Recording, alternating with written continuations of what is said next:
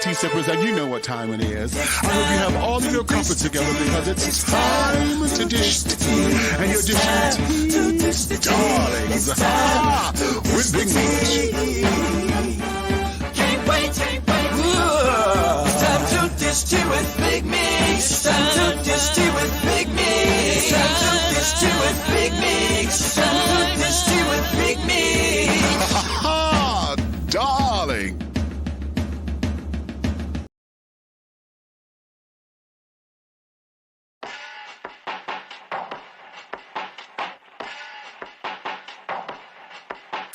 Look, I got a bone in my bag. Guessing you don't like that. Used to be a didn't push back. Now I got a song written for that ass, yeah. It can't be too short by me anymore. I don't beat on the bush coming at your door. Fuck being passive, now I'm a bit more aggressive. Can't be mad at that, it's for my protection, yeah. I ain't fucking round. If I said it, then I mean it. I won't fucking back down. I'm a man, I got principles above your fucking head. You ain't walking over me, pay me my fucking respect. Yeah, I said what I said. Said what I said. Said what I said. Said what I said. Said what I said. Said what I said. Said what I said. Yeah.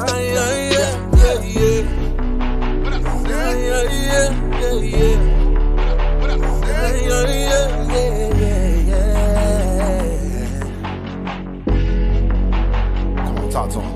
I don't want cuss, but I'm mad. The disrespect is so fast. Nice niggas finish last. I guess I gotta be an ass. Or do you wanna keep it clean?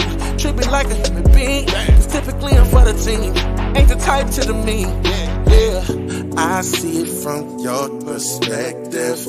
I try to understand it. You ain't on my level, dude. You so disrespectful. Treat me like I'm low. So, I ain't fucking round. If I said it, then I mean it. I won't fucking back down. I'm a man, I got principles above your fucking head. You ain't walking over me, pay me my fucking respect. Yeah, I said what I said.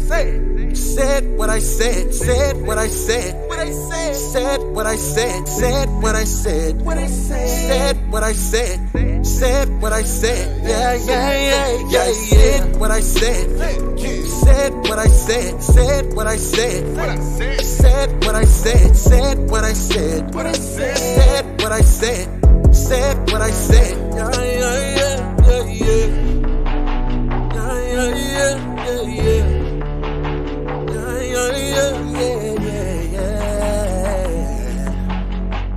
Yo! I ain't ready for it.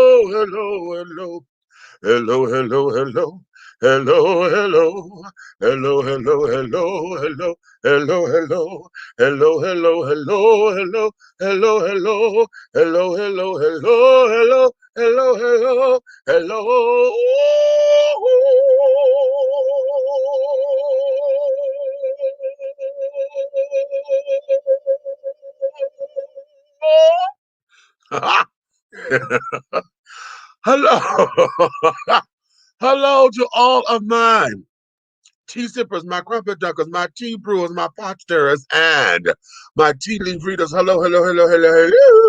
What's your tea, my darlings? It is another glorious day, so I know you have all of your crumpets together because, darling, it's time to dish tea, and you are dishing tea, darlings, with Big Meats. What's up? Wait a minute. I done just got instantly pissed. And I'm going to say this out loud right here and right now because I know this bitch is watching me. When you walk your ass in my door tonight, bitch, me and you got to have a conversation. My liquor is missing out of my cabinet. And goddamn it, I don't play that. Okay, I'm sitting up here figuring, make me a cocktail. I done bought me some orange and pineapple juice, bitch. I got vodka, and I got other vodka. But I had this vodka up in here, bitch, and I know I ain't drink it all. I know what was in here. I go to go grab this motherfucking bottle, bitch, and the bottle is gone. So yes, okay, I may have to clean house. No, not may. I am. So I get tired of folks sitting up here thinking that my kindness is, oh, that's just big means. Oh, she'll get over it. That kind of shit. And that's gonna be part of what we're gonna talk about today. I'm tired of anytime I get upset because I say you fucking over me, or I feel as though something is wrong, or whatever the case may be. Anytime I get upset about it, want to put my foot down, it always seems as though, but I'm the one that's got to be wrong for it, or I shouldn't be the one being upset. Oh, well, girl, it ain't that big of a deal. Yes, the fuck it is that big of a goddamn deal. Yes, the fuck it is. Shit. Now, damn it, I didn't want to open up my damn Stella Rose Black. Damn it, I got Stella Rose Black.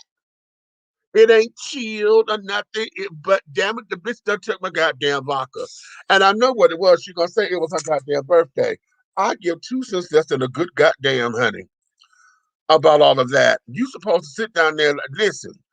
Yeah, if you know me like you think you do, honey, if you think I'm gonna say yeah, then the thing of it is to say, girl, you know, can I get the liquor or child? I'm gonna drink this. I'll get you another one. Something like that. That there, I can handle that. Now I may bitch about it. What the fuck you mean you gonna drink it and give me another one? I may have that reaction, you know. But more than likely, honey, because you're gonna get another one or whatever, I'm cool. But for me to go up in here because I'm looking for my shit and my shit ain't there.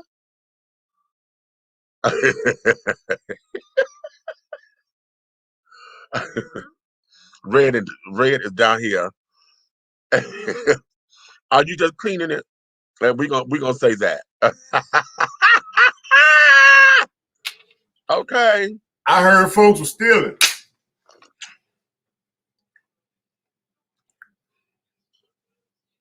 Damn, that just pissed me off. See, I don't like liars and I don't like thieves. See, so now I'm gonna have to sit up here because I know this child like I know this child. We're gonna have selective amnesia and swear on top of swearing, honey, that they didn't do it. Well, who the fuck did it, Jasper? They're gonna swear they didn't do it. Who did it? And I'm going back in my memory banks because I'm like, I don't remember clearing that bottle. I know damn well I didn't clear that bottle because the last time I had vodka, I poured it in this glass, and I had my Moscato, the wine, and I always do that. Well, you know what, Meech, let me tell you how I fixed that all my life. That same issue that you're talking about right there. I always felt that because libations sometimes can cause a slight memory loss. Right. And that's why I'm processing. I'm like, okay, no, because I know what the fuck I had up in there. But I always say I take that part of it and I put it like this. To avoid you getting an ass whooping, whether necessary or not, purchase your own libation. If you can't purchase them, then you need not be having them in your life. And there we have it. And there we have it. Because see, and this is how I know I'm not crazy, because when I showed you the bottle of the Uncle Nearest, that was just what, last week or so? No. I just showed you that bottle. This week. Right. I just showed you that bottle, so my shit was there because okay. I just want to make sure that I'm not goddamn crazy. Okay.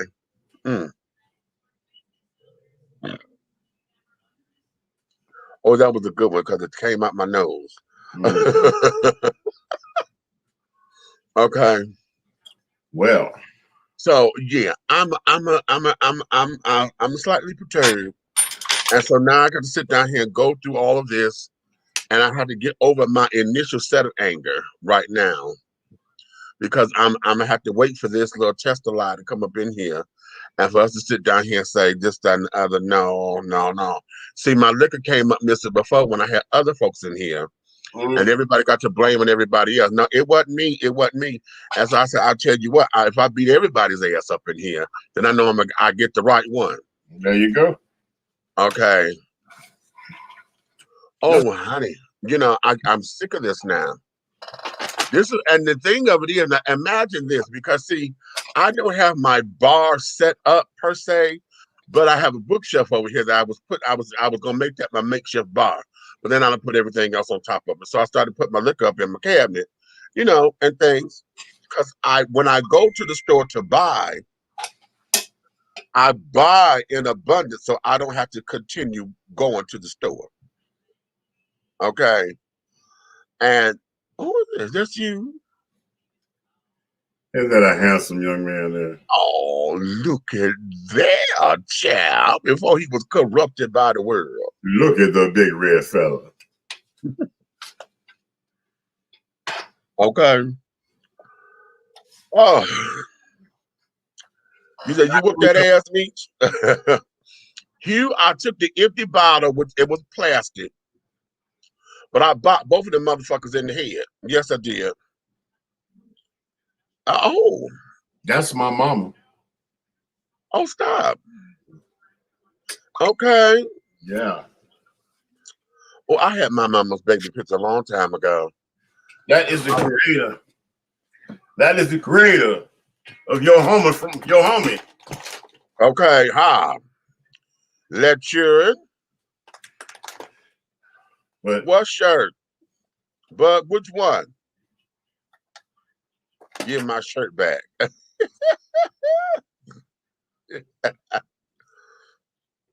And I stole your libations. Bitch, you know what? I'm having a hard time with this one. Bro, what up? What up? Layla, what's up? So you know what? I got to really, Lord. There's something wrong with my connection over here because this damn thing is moving rather slow. You know, when I'm putting up the messages and stuff and things.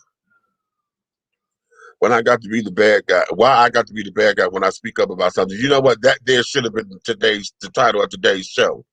Because it always seems as though everything is always cool. And I know many of you have experienced that where you don't want to necessarily ruffle feathers and carry on. You don't want to, you know, be the one to cause the rift. And in my particular case, I get so tired of always being the one that thinks and overthinks because I'm always the understanding one.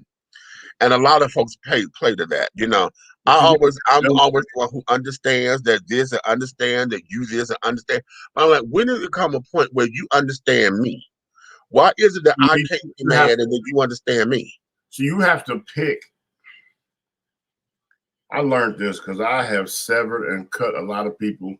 Just like when we first started the jail. If you didn't notice that I was a solo rider in this school, I didn't bother. Right. You know what I'm saying? Right. People messed with me and communicated with me, but you didn't see me running up to nobody talking about. You really probably was the first person that I actually approached on communication. Right. You know what I'm saying? Everybody else was like, yeah, that's true. Wait a minute, I just had a flashback of how that happened too. Yeah. Right. Right. So it's like, you have to remember there's double-sided tape when it comes to your personal belongings in life, because a lot of times we can't hold on to what we, you know what I'm saying? People, they so steadfast to materialistic stuff, right? Uh-huh. But we all share that same stick when it comes to our personal stuff. Right. So at what point is yours more personal than mine? Oh, say that right there, please. Say it one more time. Because loud. You have to ask yourself this. Is it okay for me to say, hey, I was just recognizing that my liquor was missing out of the cabinet in there, and I just saw it the other day, and I was ready to fix myself a cocktail, and the liquor was gone. Did you just happen to make yourself a couple of cocktails, and you forgot to tell me I need to replenish it, or was it on your list of things to do? Okay. Or you can be like, motherfucker, who told you that you can go in my cabinet and just get what the fuck you want when the fuck you feel like it? Mm-hmm. To me, they both sound the same. Okay. To a sensitive bitch,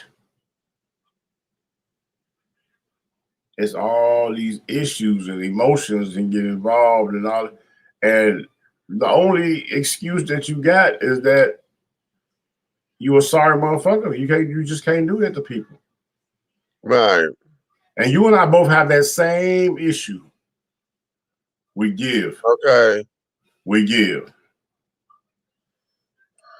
When I say we give, I'm gonna tell you something. I look for people like myself. Like even with me and you having any financial doggone things between each other, we both got the same giving spirit so much. Hell, I have repaid you and you didn't even know or remembered about me giving it back to you. Right. Right. You didn't ask me, but isn't the world supposed to be based on the expectations back and forth? Right. My God, today. Well, I'm gonna let you handle it. I am, and again, I'm gonna have to do this kind of delicately because it'll cause drama in other parts of everything else, and I don't need it everywhere else because see, yeah. So, That's to me, I'm just like this. I'm this nigga. Let me where your hands at, Meech. I'm this nigga. Okay. Hey, Meech. This is my cabinet right here. I had a bottle of vodka right here. Oh, you got it? Okay. Which hand did you use when you went in the right. And then when you reach up to the cabinet, not realizing that I have the door open so you can show me where you reach to, I'm gonna slam the fucking door on your hand. What's that? That's Harlem Nights, child. Okay. And my problem with this is when I seen those things, those exemplifications in these movies, I wasn't moved by them as something new. That's just who I am. I said, I don't do that. Right.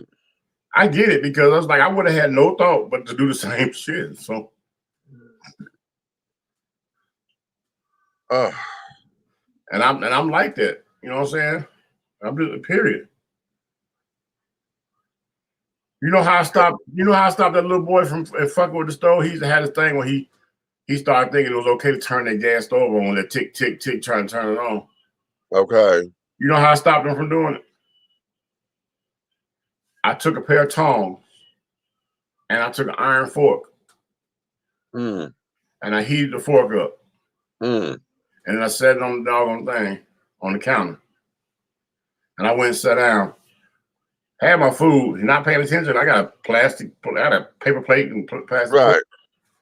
But I know the mentality of a child. He's not paying attention. You know what I said? I said, "Oh damn!" I said, "Could you hand me that fork next to that stove right there?" Oh, okay. And when he picked that motherfucker up and that fork was flying across the goddamn kitchen, I said, "Oh, it's hot.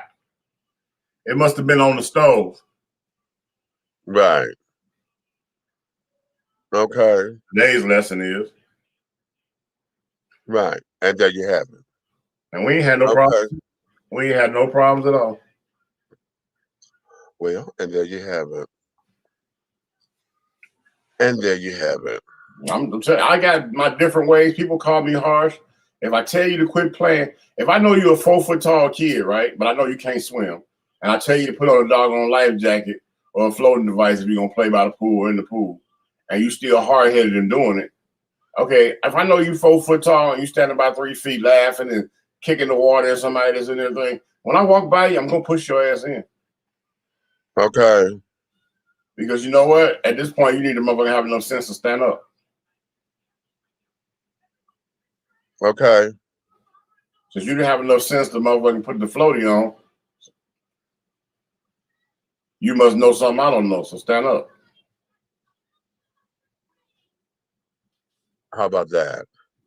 I don't know. I just don't like to do stuff twice. So I kind of devastate people when, you know what I'm saying? So yeah. But anyway, how was your day today? T, what's happening? It's so stupid. You know what? Wait a minute. He said, well, that's a good way to put it, Red. But I know that conversation would end in anger. I hate people who take shit from my house without asking. You see what? And here's where this is. Because I have to give myself responsibility in it too. Because I set myself up. Because a lot of folks who have been in my company, who live in my house, or have been guests of my house, especially if they live here, they know that the kitchen, I consider the kitchen to be community property. Okay, at least the refrigerator. If it's in the refrigerator and carrying on, honey, and you're hungry, go in there and eat. Okay. However, there's a proviso. The proviso is, bitch, I don't have to tell you that this needs to be replaced and that needs to be replaced because you in this bitch right with me. You eat like everybody else eat, damn it. And what you done ate, that means that's what the fuck you need to put back. I don't have to tell you to wash a motherfucking dish, goddammit, because you eat like everybody else. If the dishes are stacked up because I'm too lazy to wash them right now, bitch, you living here rent free. That's supposed to be your payment to the house to wash the goddamn dish. I don't have to tell you to wash no motherfucking dishes. Not balance another dish on top of that. Okay. Right. You I know, don't have to do that. I hate a motherfucker that play Tetris with dishes and trash. You gonna go over there to the motherfucking Did you trash. say Tetris? Did you say fucking Tetris?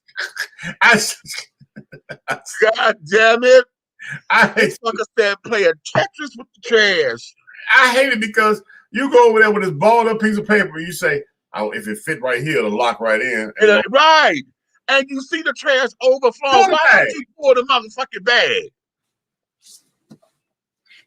You know y'all about to bring in my inner Vera Walker, because goddamn it, that's just as bad as a swallow left in the motherfucking container. That's as bad as a swallow in the motherfucking container. If you see the goddamn trash is already overflowing, you see every time you stuff shit in, the bag is expanding and tearing. Why would you continue to stuff that goddamn bag? Huh? Why? Or better yet, why would you leave it in the motherfucking kitchen with it overflowing, knowing that? How about this? Because this is the one that gets me too. You take the bag out, but don't put the new bag in. Yeah, that right there, like, you know, what kind of mindset do you have?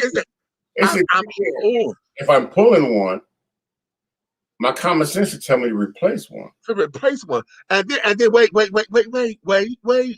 Not only do you not put a new bag in, bitch, you put trash in the goddamn container. Without the bag. Okay. Hey, you know what?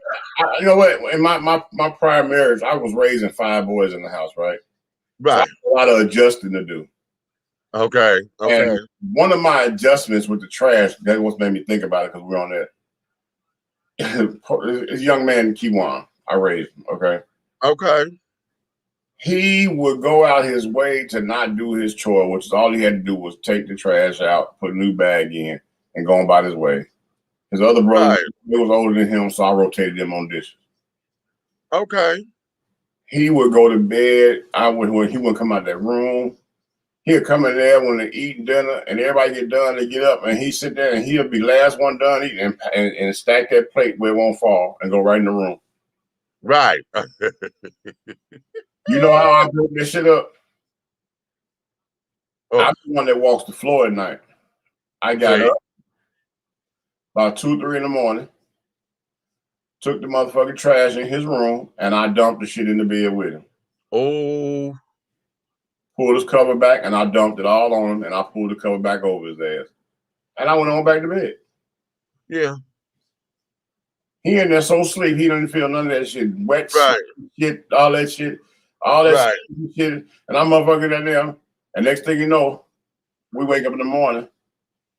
Me and my ex-wife, we sitting there and we sitting there. She was like, "What's wrong with you?" I said, "No," I said, "I need you to wait." She's like, "Why you get the door open?" I said, "I just listen, wait." Everybody started getting up.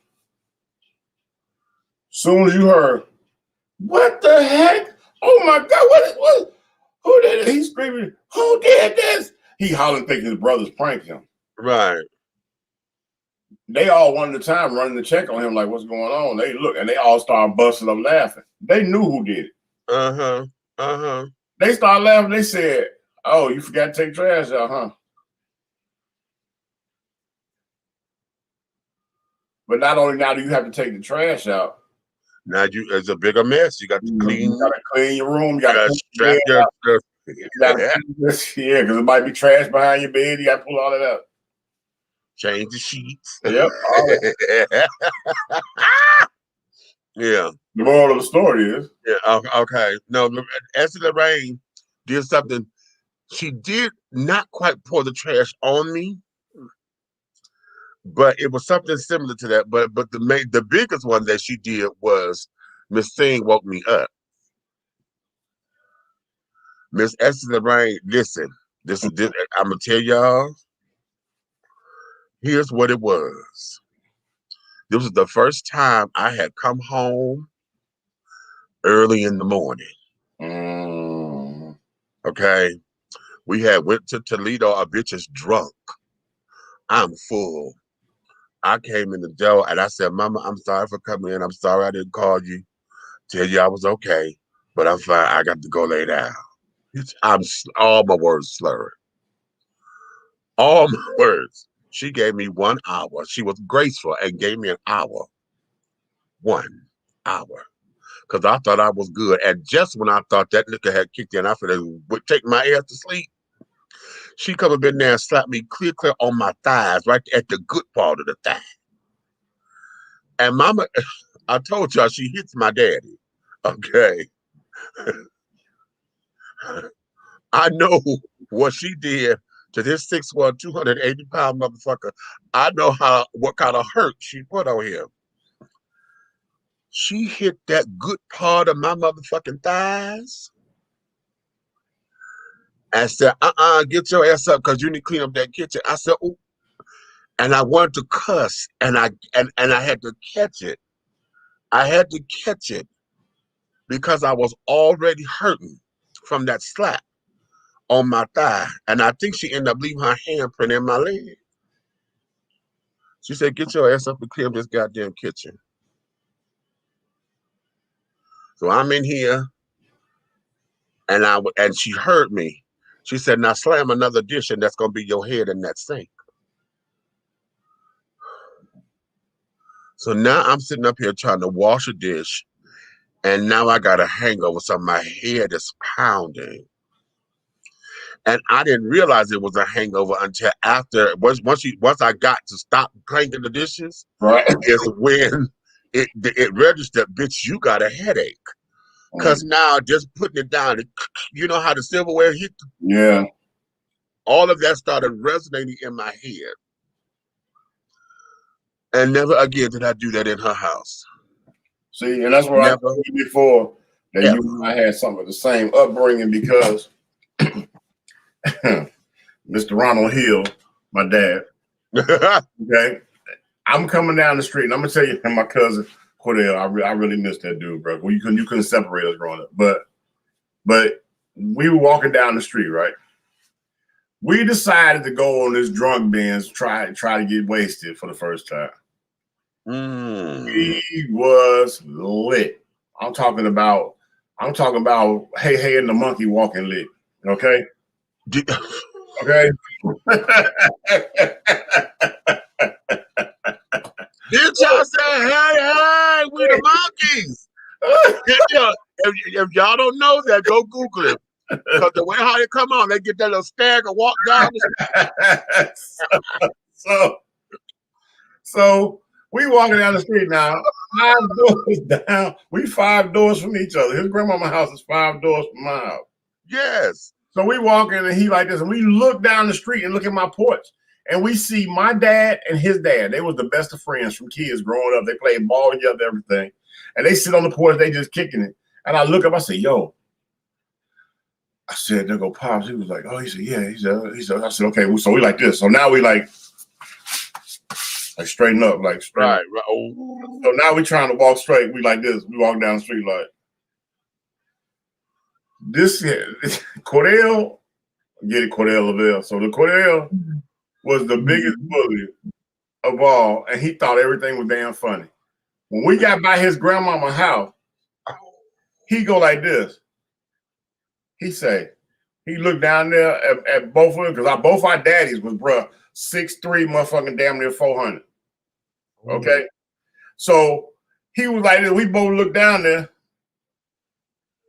He look at me and say, "Fuck you, you on your own," and pushed me and ran in his grandmama's house. Hateful hoe. So, you old hateful ass. So, you hateful ass. So when I fell into a car that parked on the street. I was like this, and I caught the car, and I was like, I said, "You motherfucker." I said, "I'm gonna beat your ass." So I was like, I said, "Okay." So I had to straighten myself up, right? So I'm walking down the street like this. I'm thinking I'm straight, you know what I'm saying? But by the time I get there, his dad go like this. His dad shake my dad's hand like, "All right, I'm gonna talk to you later." He walking off. So when I walk by, I was like, "What's up, Bob?" I go to go up the stairs so I can get beeline in the house. Right. When I hit that top step, he said, "Hold up." I'm like, so he say, "Something you want to tell me?" And I'm going, "No." I said, I'm on time. I said, "I'm an hour early. I'm on time."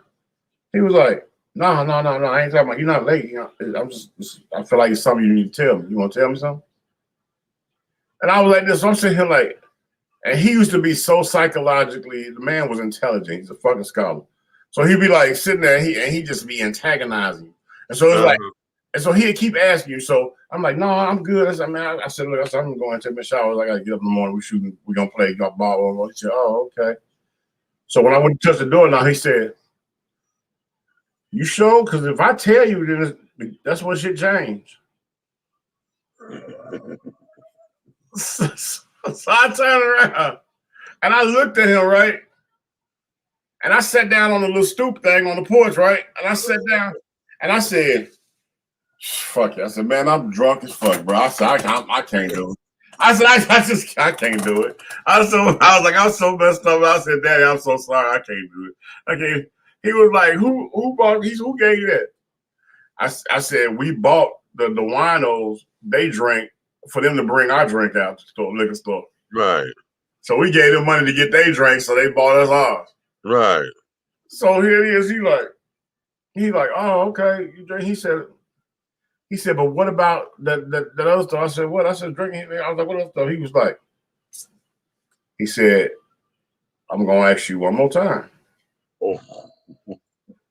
What about the other stuff?" I'm going, "What?" And he was like this. He said, "Lavelle, Maurice Hayes, my only child." Oh. He set you up.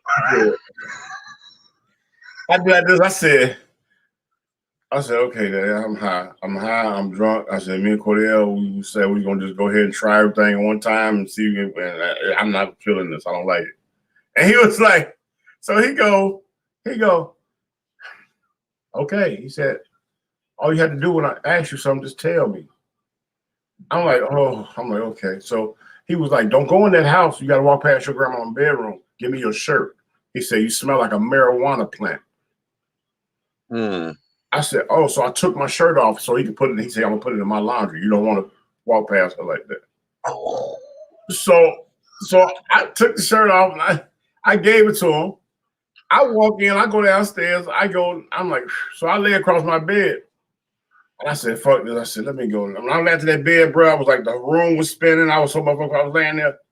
So I said, "Okay." When I finally got comfy, I said, went on to sleep. Bro, I swear to God, I don't think I was asleep a good 2 hours or whatever. All I know is he came down there and slung the cover back slapped the shit out of me on my chest. Pa, pa, pa, pa. Wake up, we got work to do. And he was like 2 inches from my motherfucking face like this. Hey, you got up everything, you should be all right now. Let's go. We got everything to go. We got to cut grass, we got to paint, we got to get out here, dig up the plants, we got to get. And I was like, oh, boy. And he was like, what's the matter with you? Why you ain't up? And he just stand me up and I fall. He was like, I'm like, what's the matter with you? You grown, right? This is what grown people do. Grown people can do grown stuff at night and they get up and do responsible shit in the mouth. Oh. So he was like this. I was sitting like that, bro. I didn't even know how to get dressed. I was that fucked up. He was like this. Come on, let's go. He said, if I take one step without you, we're gonna have a problem. I'm like this. I'm trying to walk. I'm falling, can't put on my shit.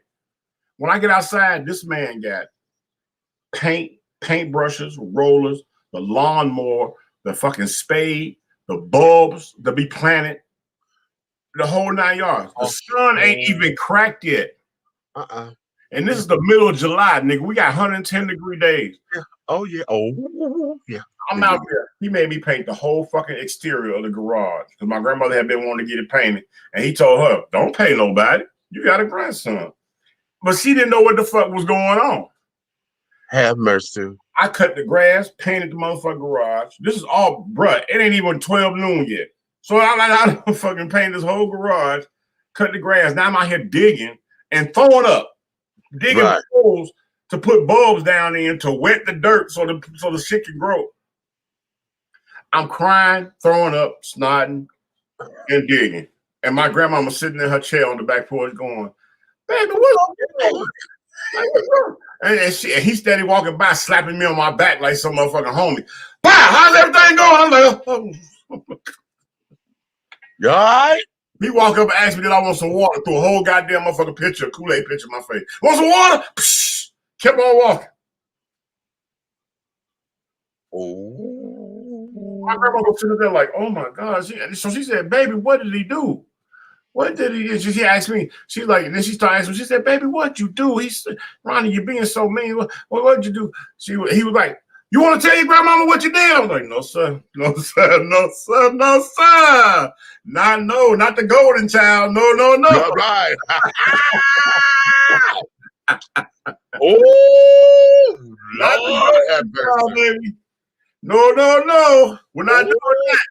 Mr. Can't do no wrong, A student? Yes, Lord. No. Oh, you gonna break her heart, baby. Oh, my God. He said, you sure? You know what was that like for you? And I want all of y'all to weigh in because y'all know this is what I say Sundays.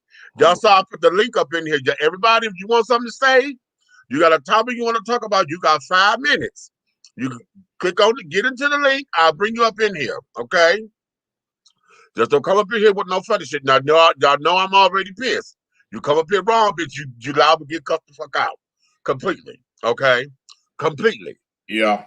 Okay. Completely. Okay. But here's what this is. What was that feeling of not wanting, not just, it's one thing to disappoint your parents, but when you disappoint your grandparents, particularly your grandmama, oh my God, because the day that I got caught stealing,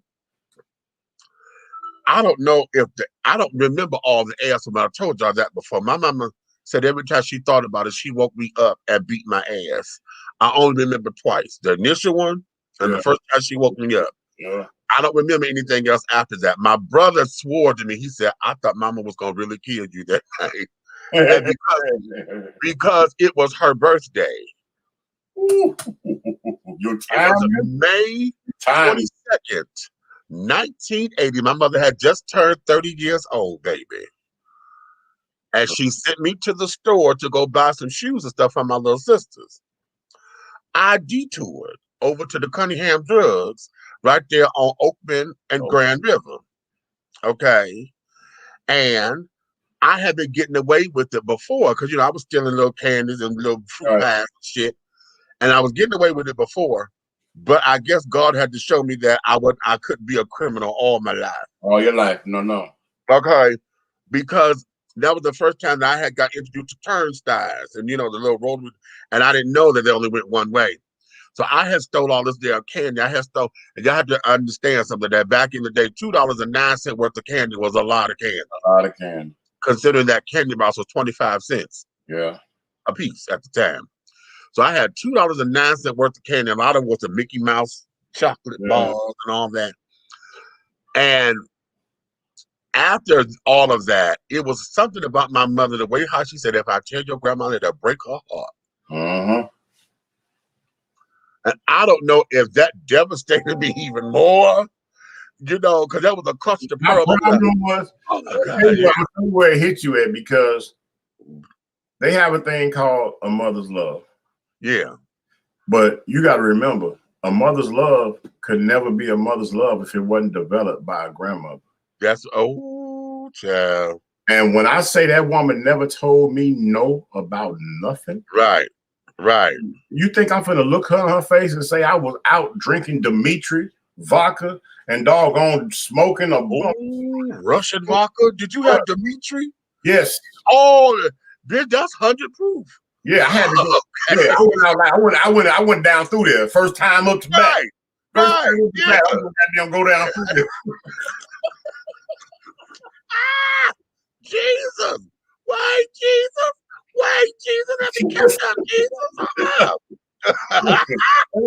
And I saw, because I see the old heads and the winos on the corner drinking Dimitri. So I'm like, get us some Dimitri too. Rock gut. Yes, honey.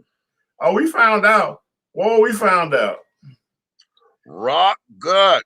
But when I tell you what, bro, my dad, God rest, I miss that dude, bro. That was my best friend, bro. That was my best friend when I was coming up. But when I say he right there, when you in trouble and he teaching you a life lesson, he will intellectually mind fuck you so bad that you didn't want to speak to him no more. It's like, right.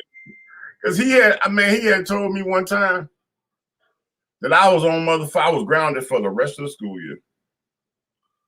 Oh, you got one of those too? And here's the funny thing about it. Guess what money was? What? January or February?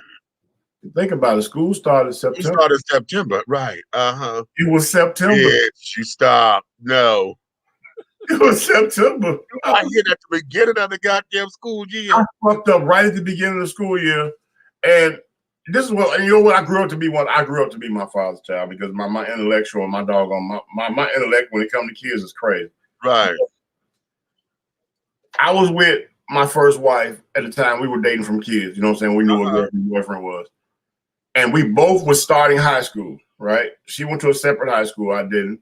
We're on separate sides of town. So, but we had already discovered each other.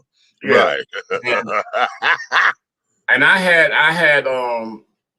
a plethora of soldiers that knew their way around town, so they kind of made it to one of the goddamn condominiums. Ah, okay. Right. So, the children. Right. So here it is. Her mom loved me so much, you know what I'm saying? And then we had this whole thing when we got together, and her mom was like, okay, boom, we're going to give her older cousin's ID or whatever. How you know what I'm saying? Her older cousin ID, and she's going to use her medical card, and we're going to take care of this. You know what I'm saying? Boom. And she said, and, you know, her mom was like, if you could figure out a way, whatever day we do it, you know what I'm saying? To go down there with her or whatever, because everybody got to work, you know what I'm saying? So we hiding it from my daddy, and we hiding it from her daddy. Oh, okay. Because her daddy was so fucked up, nobody in the neighborhood would walk past her house. They would cross the street. Wow. I was the first boy in the history of her living in that house that actually walked up on the porch. So, wow. So here it is. Everybody was like, "You crazy as fuck. You step on that porch." So here it is. I'm being the diligent man that you know what I'm saying, I always had it in me, Meech. I get up like I'm going to school that morning. I beeline over her house. Get with her. Baby, love you. I'm going with you, baby. I'm going to be right there with you all the way through, you know. Went all the way downtown Chicago to the clinic. Supposed to be at school. Okay. We downtown. I'm at the clinic all the time, and she back there doing what she got to do and everything. And when it's time for her to come out, I got her, you know what I'm saying? I'm walking with her, you know what I'm saying? Being a loving boyfriend. Her, you know what I'm saying? I get her on home. When I get her home, I cater to her. I go in her mama's kitchen. I cook for her, you know what I'm saying? Give her what she want, get her situated and tell her, okay, it's getting close to me. Get out of school. I need to get on back and head home like I'm coming home. Okay, kissy, kissy, huggy. Now, coming from her house, I'm coming this way. Coming from my school, I'm coming this way. So what it is, I'm coming from her house. I'm walking because I said I'm gonna come up through the neighborhood and just jump out on my block and just start walking down like I got off the bus. Right. So, but what happened was I'm on the main drag. I see a bus. I said, well, let me ride it down to the corner I normally get off at. Now I'm on the opposite side of the street because if I'm coming from school, I would be on the other side of the street. Right. I come down. I get off the bus at 71st and Ashland. I get off. I'm standing like this on the wrong side of the street, no doubt, because I should be getting off just walking on down the street. I shouldn't be I had to cross. I'm sitting here like this. And it's so crazy how God will reveal something to you because noises around you that are directly for you, they become separated from the world. Exactly. All these cars going down Ashland Avenue, but I can hear one radio of one car, and it ain't no aftermarket because my grandmother bought a brand new car. You know what I'm saying? My daddy was driving. I was like this. I can hear the music playing, and some said, "Turn your head to the right." And this is right before I'm crossing the street, right? I got off the bus.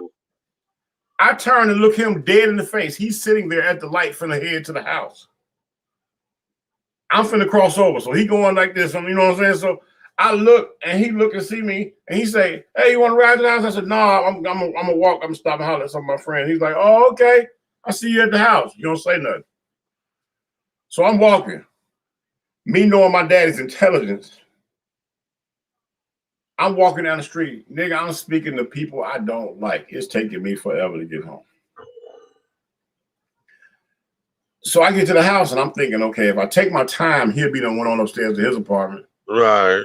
And I can go on beeline, get my shit situated, change clothes, get the fuck back out in the street before I bump him.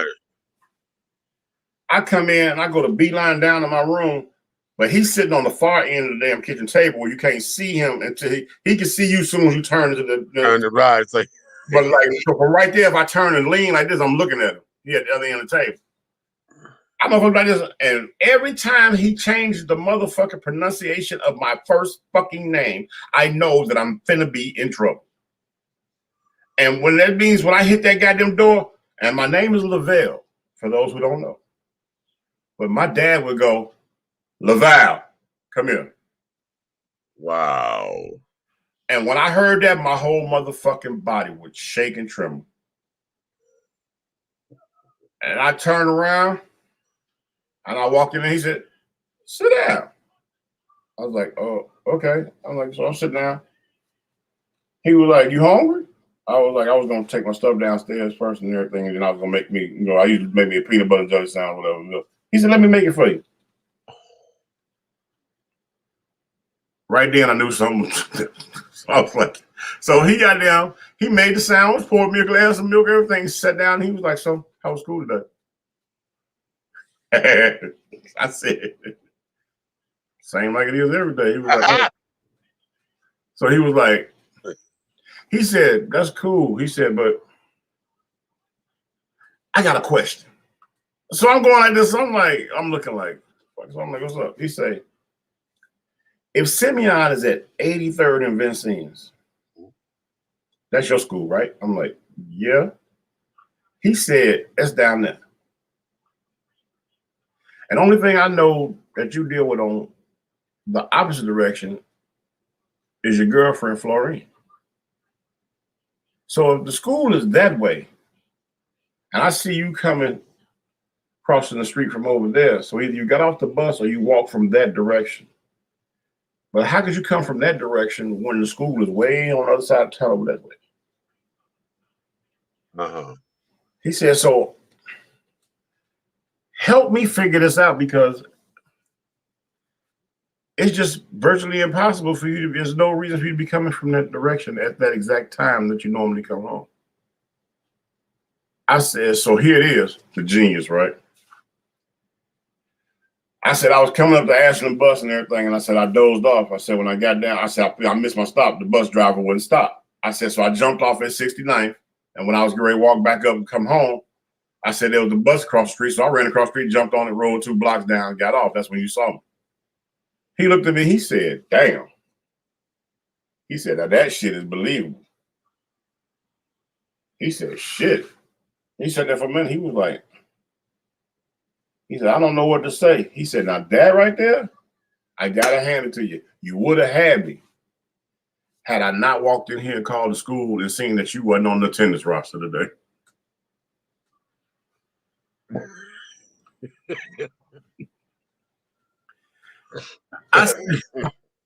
I was like, he said, "So they got me thinking. You came in this weekend. He said, you came in from school Friday. You got up here, you came up, you ate, and then you went downstairs.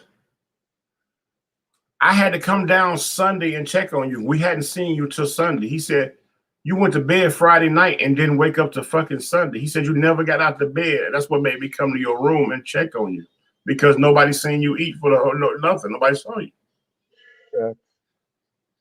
He said, "So I started thinking, when that happened to me, I was soon to be blessed with a beautiful baby boy." He said, that was you. That would be you.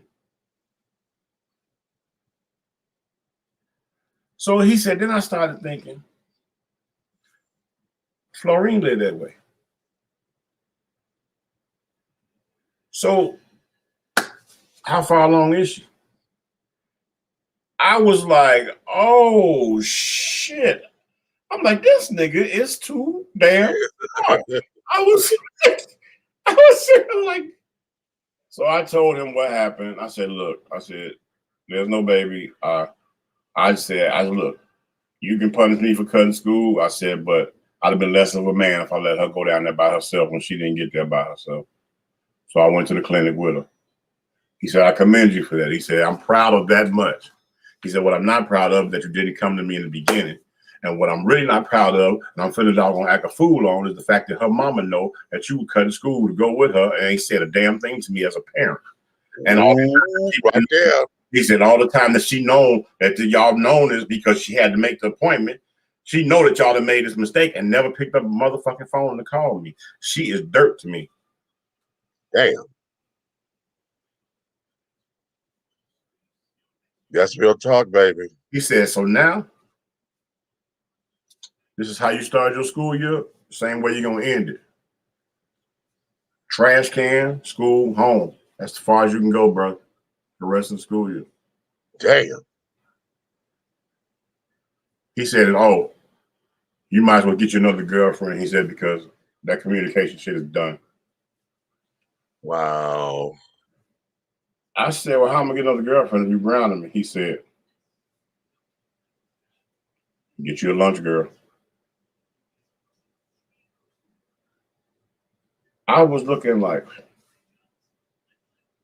and he sure enough picked up that phone and called her mama and had it out with her. Wow. And told Florine, don't call here, don't come over here looking for him. Just went down through there, like destroyed that. Wow. And I was like, yeah. Yeah. He figured all that out without knowing nothing. You know what? But here we go. Here we go. Again, if that's because he spent time with his kids. Any parent who spends time with their children know their children. Mm-hmm. You know what they're capable of, what they're not capable of. Even those cute little twerks of this motherfucker did that disappoint you that he did it, but you know they're capable of it. Yeah. You don't think that they would, but you know they're capable of it. And then when they do it, be like, damn, I was holding out. Nigga, right. Beat your ass. You know, doing some fuck shit, but you know they can. Okay. I was looking at himself because him and my mama was 16 when they had. Listen, he plucked you. The way how he deduced that, that's what he said, but you were asleep. I was waiting on that card right there. He said, but you didn't wake up till Sunday. to Sunday. And that's true. Right there. And now see, here's where it is now.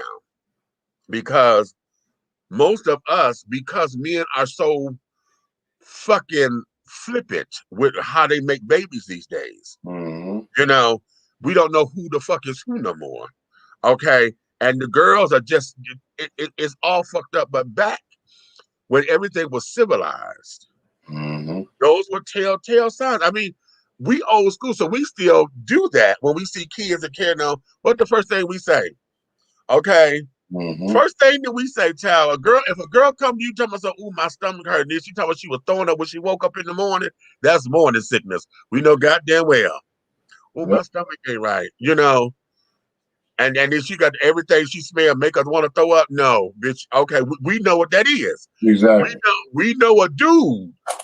A dude will sit down there when he done got a girl pregnant. Either he start getting fidgety, or he starts sleeping uncontrollably. You have no sense of time, and you completely exhausted, like the wind has just been knocked out of you in the first 3 months of that. But the difference between when we was, I'm gonna tell you something. We wasn't bad as these motherfuckers because I got her pregnant, right? Right. But we was in a relationship. See, right. Back then when we were coming up, it was relationships. Yeah. With these problems. Now you don't know who you knocked up, and she don't know who knocked her up. Right. That's why we got shit like Maury Povich. Right. We didn't need Maury Povich because we knew that was my girl and I had unprotected sex with her. Right. Exactly. Because that was my girl. I wasn't sleeping with nobody else.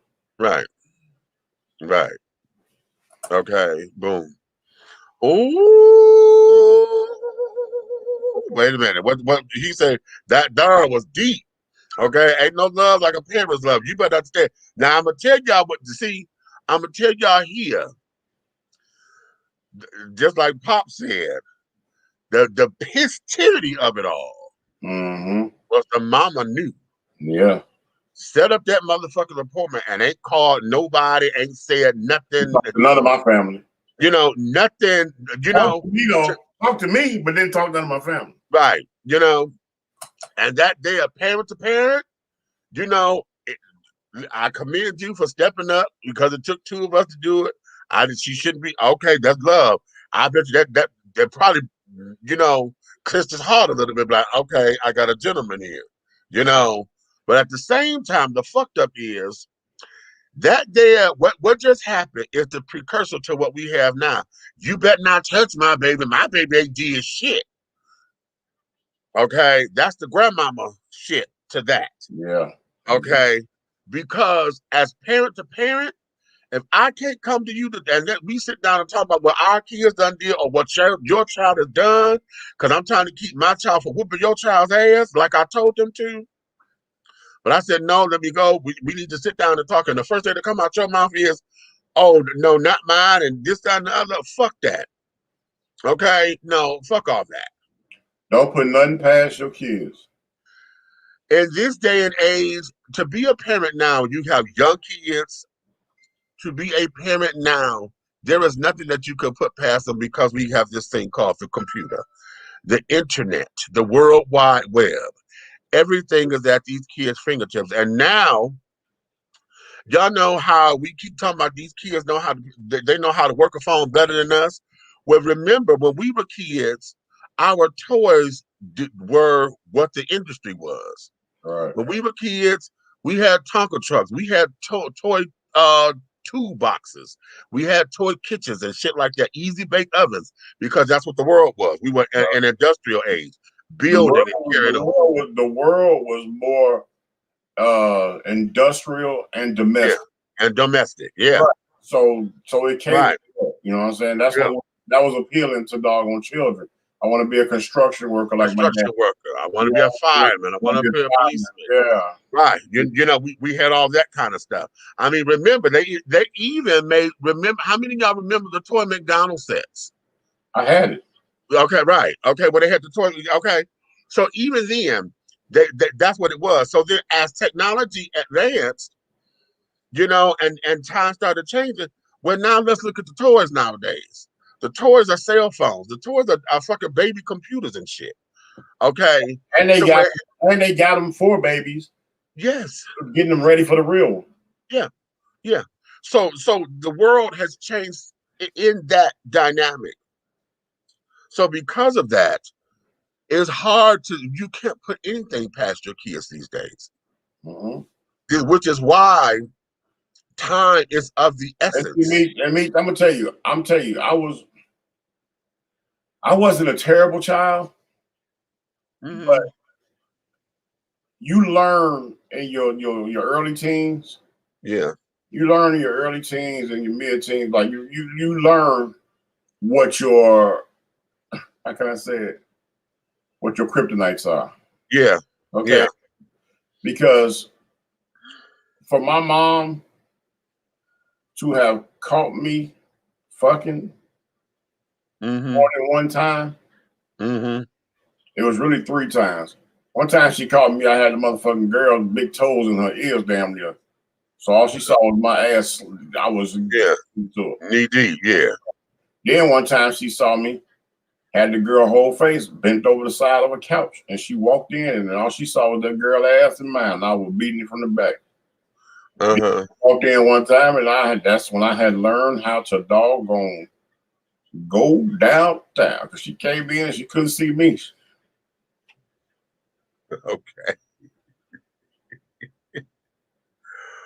Okay. But it was so crazy because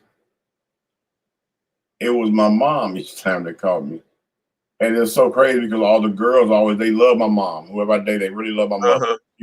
She was pretty much like your mom, the stories you tell me. So, so they love my mom because she was just straight from the hip. You know what I'm saying? And it was so crazy because, like, she said she walk in the door. I think she sleep or something. So I'm like, shit, girl, come on, let me hit this ass. So I'm going. I'm hitting. She ain't sleep. She come in and come ask me something. When we go to the store or something. Oh Lord. And she slammed the door. She ain't got to knock on no door. For what? Okay, right. Okay. So she slammed the door open, and I'm in that motherfucker like plop, plop, plop, plop, plop. And I turn and look, and I'm looking her dead in the face, and all she goes, she said, "Well, damn it," and she slammed the door. Right. The girl always, I'm telling you, every time, the girl starts crying. She bawling, crying. Right. Every time I said this right here, and if Florine watches, she probably laughing because she don't talk about her. But every time I look at her and was like, "What the fuck you crying for? I gotta live here." Right. but I don't want her to not thing, honey. I don't want your mama to not like me no more. I don't want her to not like me. That was a woman's thing, child. There was like, oh, okay. Because now she gonna look at me like I'm just dirty and filthy and okay. And she didn't do that. That was her baby. That was her baby. My mama would give her $20 for she give it to me. You know what I'm saying? So that was, you know what I'm saying? But it's ironic. My mother wasn't here to see us get married, but we ended up getting married. That was my first wife. Okay. So the rated R.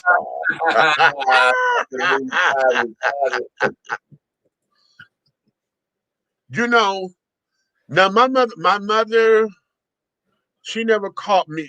She walked in on me jacking off once, but she never caught me. Well, I didn't bring folks home when she was there. Yeah. Okay. And at the time when I was still trying to have sex with girls, my last girlfriend and I, she told me no. Oh my God, I had my please, baby, baby, baby, please moment at 14. Okay.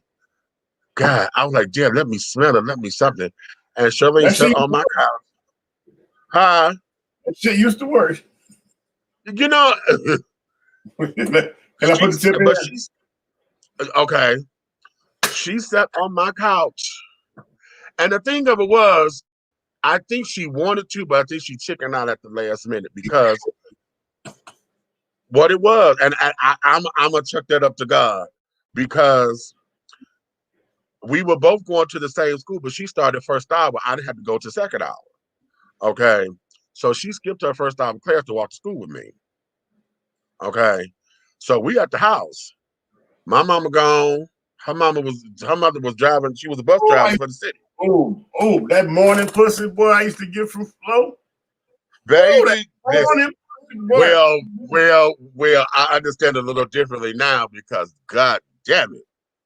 Oh, if I get my dude to just come through here on his way to work, chair. Oh, that is phenomenal. Anyway, hey, okay, that's a whole different story if I get on this one. I miss that boy, you get to school in the morning and you feel like a king, nigga. You don't motherfucker knock some ass down. Hello, baby, shit. That knocked all the stress out of it. Okay. But Shirley, I really believe that she wanted to. Okay. But whatever that was, she froze at the last minute, right?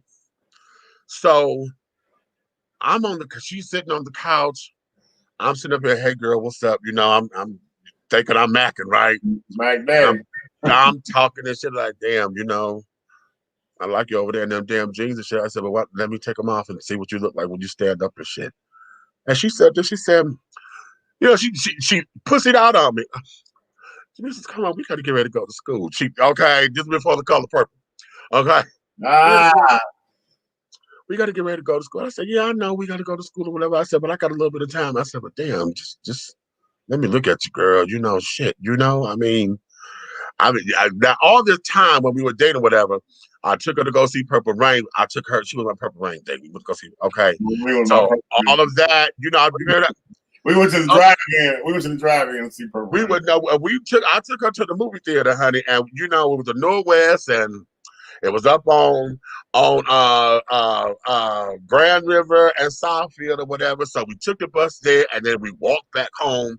And that actually, in a heterosexual relationship, that walk home, I think that's probably one of my fondest because we had so much fun walking home, and you know that whole boyfriend girlfriend shit, and me slapping on her ass and playing with her titties out in public and shit. What happened to that? That was fun. That was so much fun. I'm telling you, but what happened to that? Because that right there, what you just said, right? In our era, those walking, you know, across the city and walking through the park, those bondable moments built beautiful relationships. Right there, yeah. Even if you did not end up with that person, it's a doggone platform for a friendship of a lifetime. Yeah. Because I every time I think about that, that there was it, and plus it was a real date. You know, okay, you know what? Real date. I'm gonna chalk this up.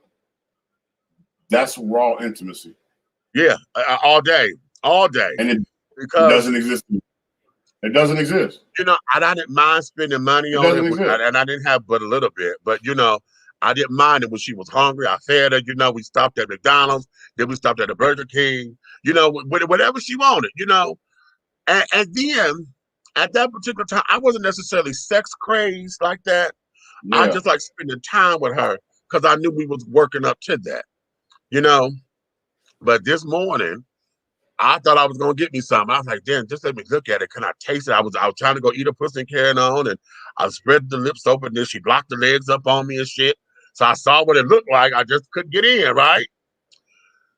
And y'all are enjoying this. I'm having a man moment, an actual. It's so, hey, but you know what? It's so surreal. It's so surreal because this is one of them things where I'm saying men need to sit around and talk about these things because they all have went through it. It's all that macho bullshit you talk about. That's not reality. You have had that one person that you have been down on your knees. Man, you kissing her thighs and everything else. God. You know and when she told me no, when she said no the last time, and she crossed her legs. She crossed her motherfucking legs.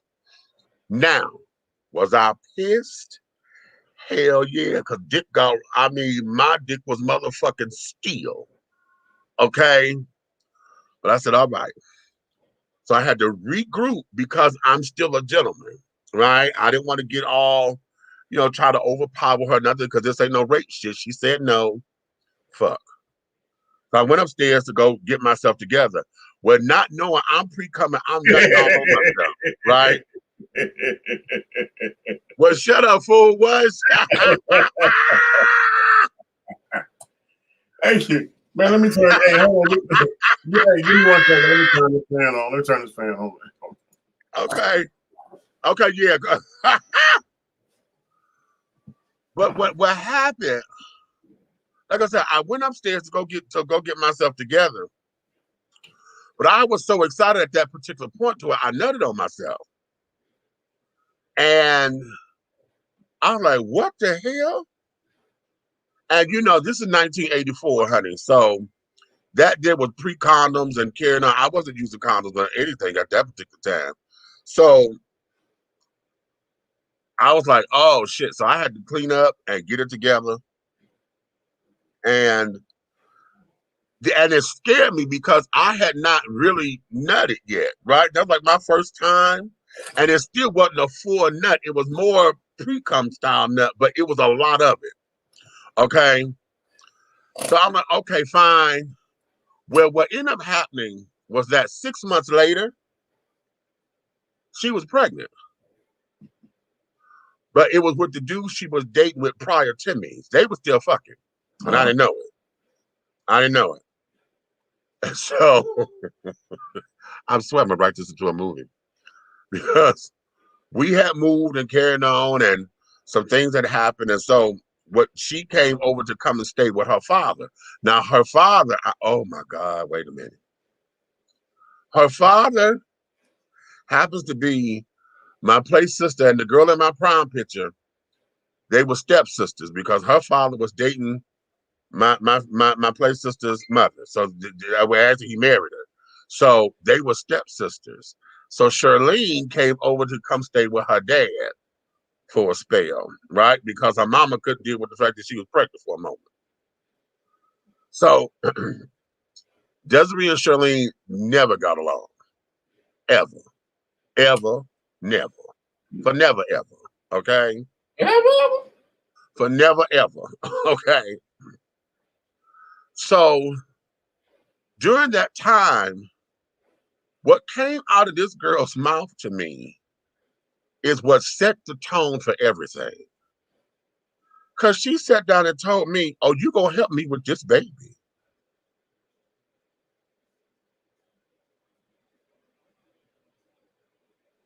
In whose world? It ain't mine. You wasn't fucking me. Remember, you told me no. Do you remember that day on the couch? And I played the whole thing. I know, but I don't know what I'm doing. And at that time, she and Rodney were still, they were up and down, didn't know what the hell they were doing and carrying on. And she was absolutely leaning on me to help her with this first child. Okay, I have a question for you. I have an answer for you. When she made that statement, right? Was she pregnant at the time? Yes. Okay, well, you could have helped her. You could have gave her a little DNA, you know what I'm saying? Because she couldn't get pregnant twice. You know what I'm saying? That wasn't in the cards at that particular point, honey. I was already starting to do my thing. Okay, because she was she was my last girlfriend. Okay, Charlene was my last girlfriend. Last. Okay. And at that particular time, but when she said that to me, it floored me. And then the baby was born and carrying on. She and Rodney ended up moving in together and things.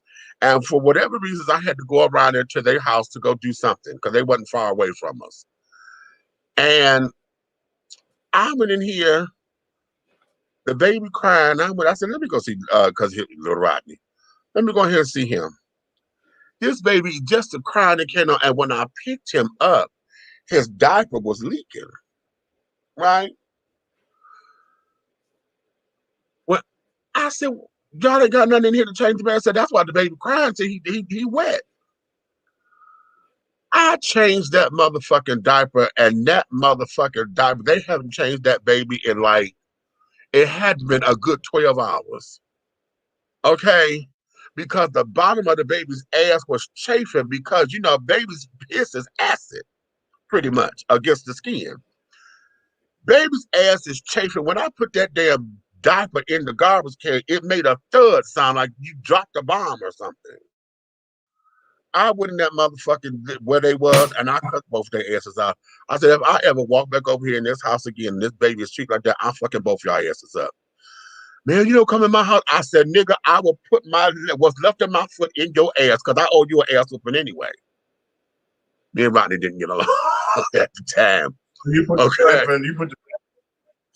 diaper in the trash and it was like this? Yes. Yes, exactly. Exact sound. The exact sound. The exact sound. I'm such an asshole. Go ahead. You are. You are. But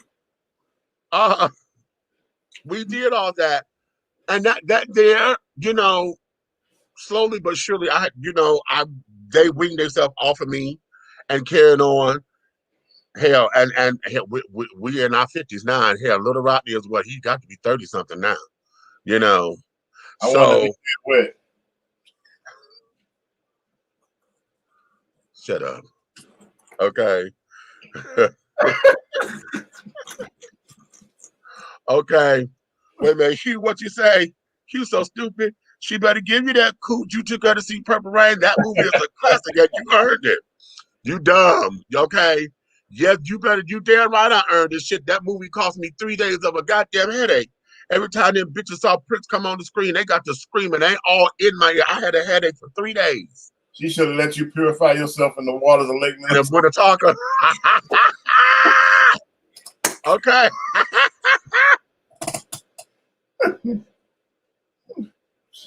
But no. But back that there, just the progression of that, as you were talking about with dating and being a gentleman and doing all of those things, where did we go wrong in instilling that in our boys today? And I'm saying we collectively, because now, I'm gonna tell you something. This happened before I moved down here. I was security supervisor at an adult education center. I can't stand it. They call them adult education centers and they second chance high schools. Okay. Because nowhere is an adult ever 16 years old. Okay. I don't care if he is emancipated. He's still not an adult. Facts. Okay. He or she. But what happened, you know, I got my little smell good lotions and carrying on, right? So I had one that was pure. It was cocoa butter and something else in it, but it smelled really good. And so the little thug little boys or wannabe thugs come by and they looking at my shit. So, you know, they trying to clock my tea and shit, right? They're like, what the fuck you got under this sissy shit there? I said, young man, pay attention. And he said, what? I said, stand back, you're going to learn something. So some girls was coming in, right? So I put my lotion on and rubbed my hands. And I started waving my hand like I do when I'm talking. And as they were coming in, she said, ooh, what's that? I said, what's what? She said, oh, that smell. I said, what? She said, and I said, what, this? And she smelled my hand. She said, yeah. And she came in closer. She said, oh, what's that? I said, you paying attention, young man? And he said, what? I said, look again. And then she said, what is that? So she stepped in and then she came closer to me. Because now she damn near got a head on me, right? To see what kind of lotion I got. Okay. I know. And so she said, oh, is that what that is? I said, yeah. I said, and you want to know the tip? I said, this came from the dollar store. What? So, you know, we got all that talk. I turned back. I said, you paying attention, man? He said, oh, okay, old school. And then when she walked away, I said, did you see what just happened? Since you want to talk about my shit so goddamn 65. I said, it got the woman that you claim you want, don't it? I said, do you see what she did? I said, she got all up in me because she like how it smell, motherfucker. Now call me a sissy again, nigga. Now this sissy taught you something, didn't he? Take your ass to class. Right. So, in that, where did we drop the ball as men? Because I'm still going here. I'm still going here. The lines are open. I think I might need this as a banner. Because Y'all, if y'all want to come up in here, you can. For I said what I said Sundays. What you say? And wait a minute, I saw that, but put that up there. Okay, Princess said, and okay. Okay. That's the link. If y'all want to come up in here, if y'all got any topic, you got 5 minutes to talk. Okay. Shut up, Hugh. Hugh said, what? I would have purified her with that sword liquid. But where we was the Million Man March was supposed to have been this whole day of atonement for us as black men. Yeah. It was supposed to have been us building these damn relationships for us as black men to do better, be better, and all of that. We were supposed to have been this whole enterprising thing, and we were supposed to have been doing this, and we were supposed to be in, and we were supposed to be in, and that was supposed to have set the tone that day. What was it now? Is it 27, 28 years ago? Was supposed to be it. If we had done what was supposed to have been done and set up the blocks, we would not be where we are now with all this damn police brutality and shit. Not Okay. even a little bit. We would not be where we are. Okay, we were supposed to be getting all this shit right. But see, not even a little bit, because if we had doggone and put into place everything that should have been put in place as far as the minister said, right? If it had been set up that way, you got to look at it. It'd have been an intellectual thing. We would turn checkers into chess. Right. As far as the intimidation factor, we didn't need it anymore because they already fear us. Right. Exactly. So they fear us without us even doggone stomping at them or shooting at them or screaming at them. You know what I'm saying? Just because you have a certain atonement in your voice when you speak into an Anglo-Saxon, they say you're threatening them. Exactly. Exactly. You can say good morning. I love the way your tie is, and they jumping because you threatening me. Right. Okay. Exactly. So for us to have that level over them of what I call antagonization. I like antagonizing. Okay, so I'm sorry, but I'm a get back person. But look, so for us to already have that and to be as intellectual as we are, as smart as we are as a people, right? None of this stuff should ever happen. So, not even a little bit, bro. Why, and not so much as where, because I think I know the where we dropped it. We dropped it when we have a lot. See, I still hate that when the father or whoever the male figure of the house is not there. I still hate the fact that we allow the male of the house, the male son, and y'all want to keep telling them, oh, they the man of the house now. I don't believe that bullshit. Bro, look, you know what, Meech? You know how I am. Okay, I'm not even finna. I'm gonna put it out there, and I want everybody to hear me. I don't give a damn if you need a lipstick or you need a motherfucking goddamn mascara pen. Write it down. Oh. When they took motherfucking goddamn James Evans out the house and put a social worker in the motherfucker, that's when they destroyed the motherfucking black family. You better say that loudly and clearly.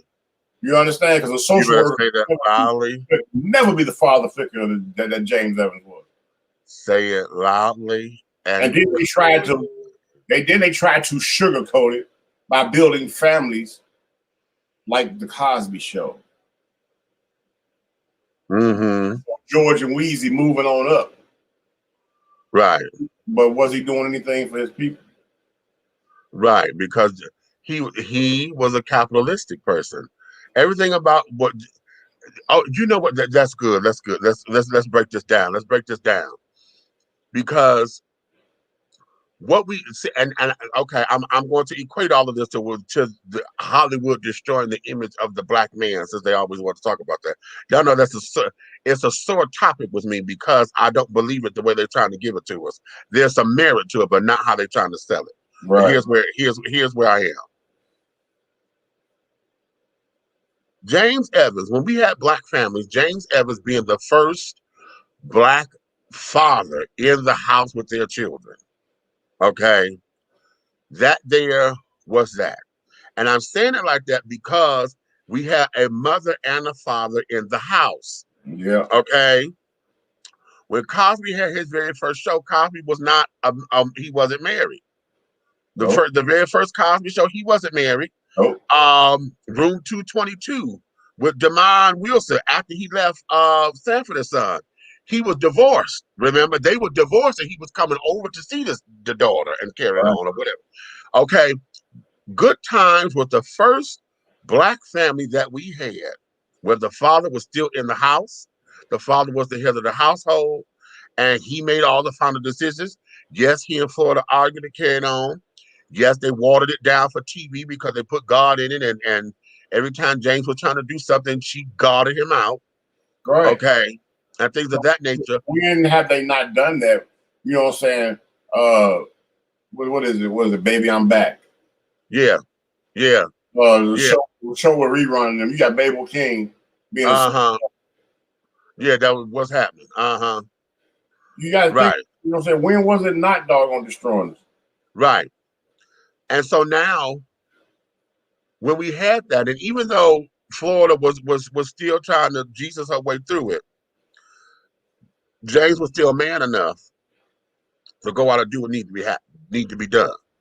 He went to go shoot them. He went to go shoot pool and this, that, and another, and blah blah blah blah blah. And when he did what he needed to do, Florida never checked him.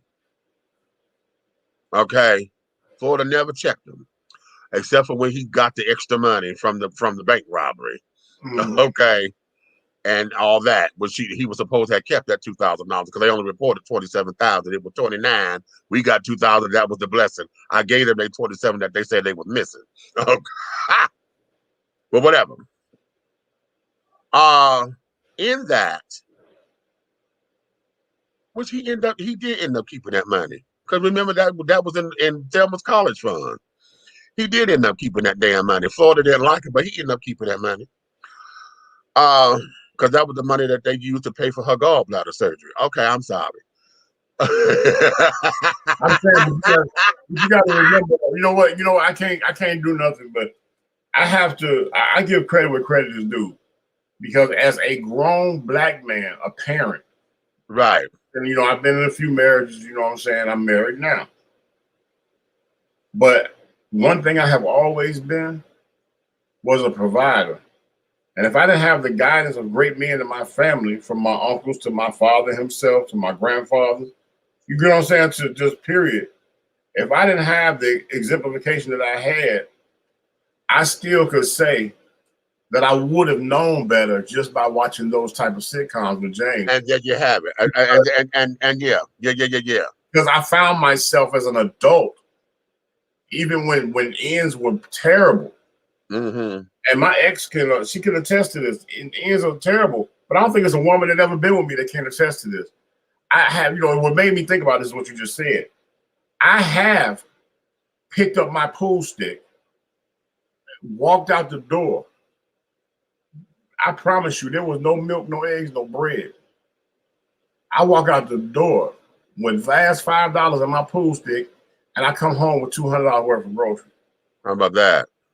I have living in a whole other state where I have really nobody to lean on. I figure, we observers. When we know the era we come from, we observers. I literally had this little central station wagon. I said, you know what? We ain't had no money. Shit, dude. And I said, you know what? She's sitting there fussing and upset. I said, you know what? Relax. I'll be right back. I got in the damn central station wagon, went to the airport.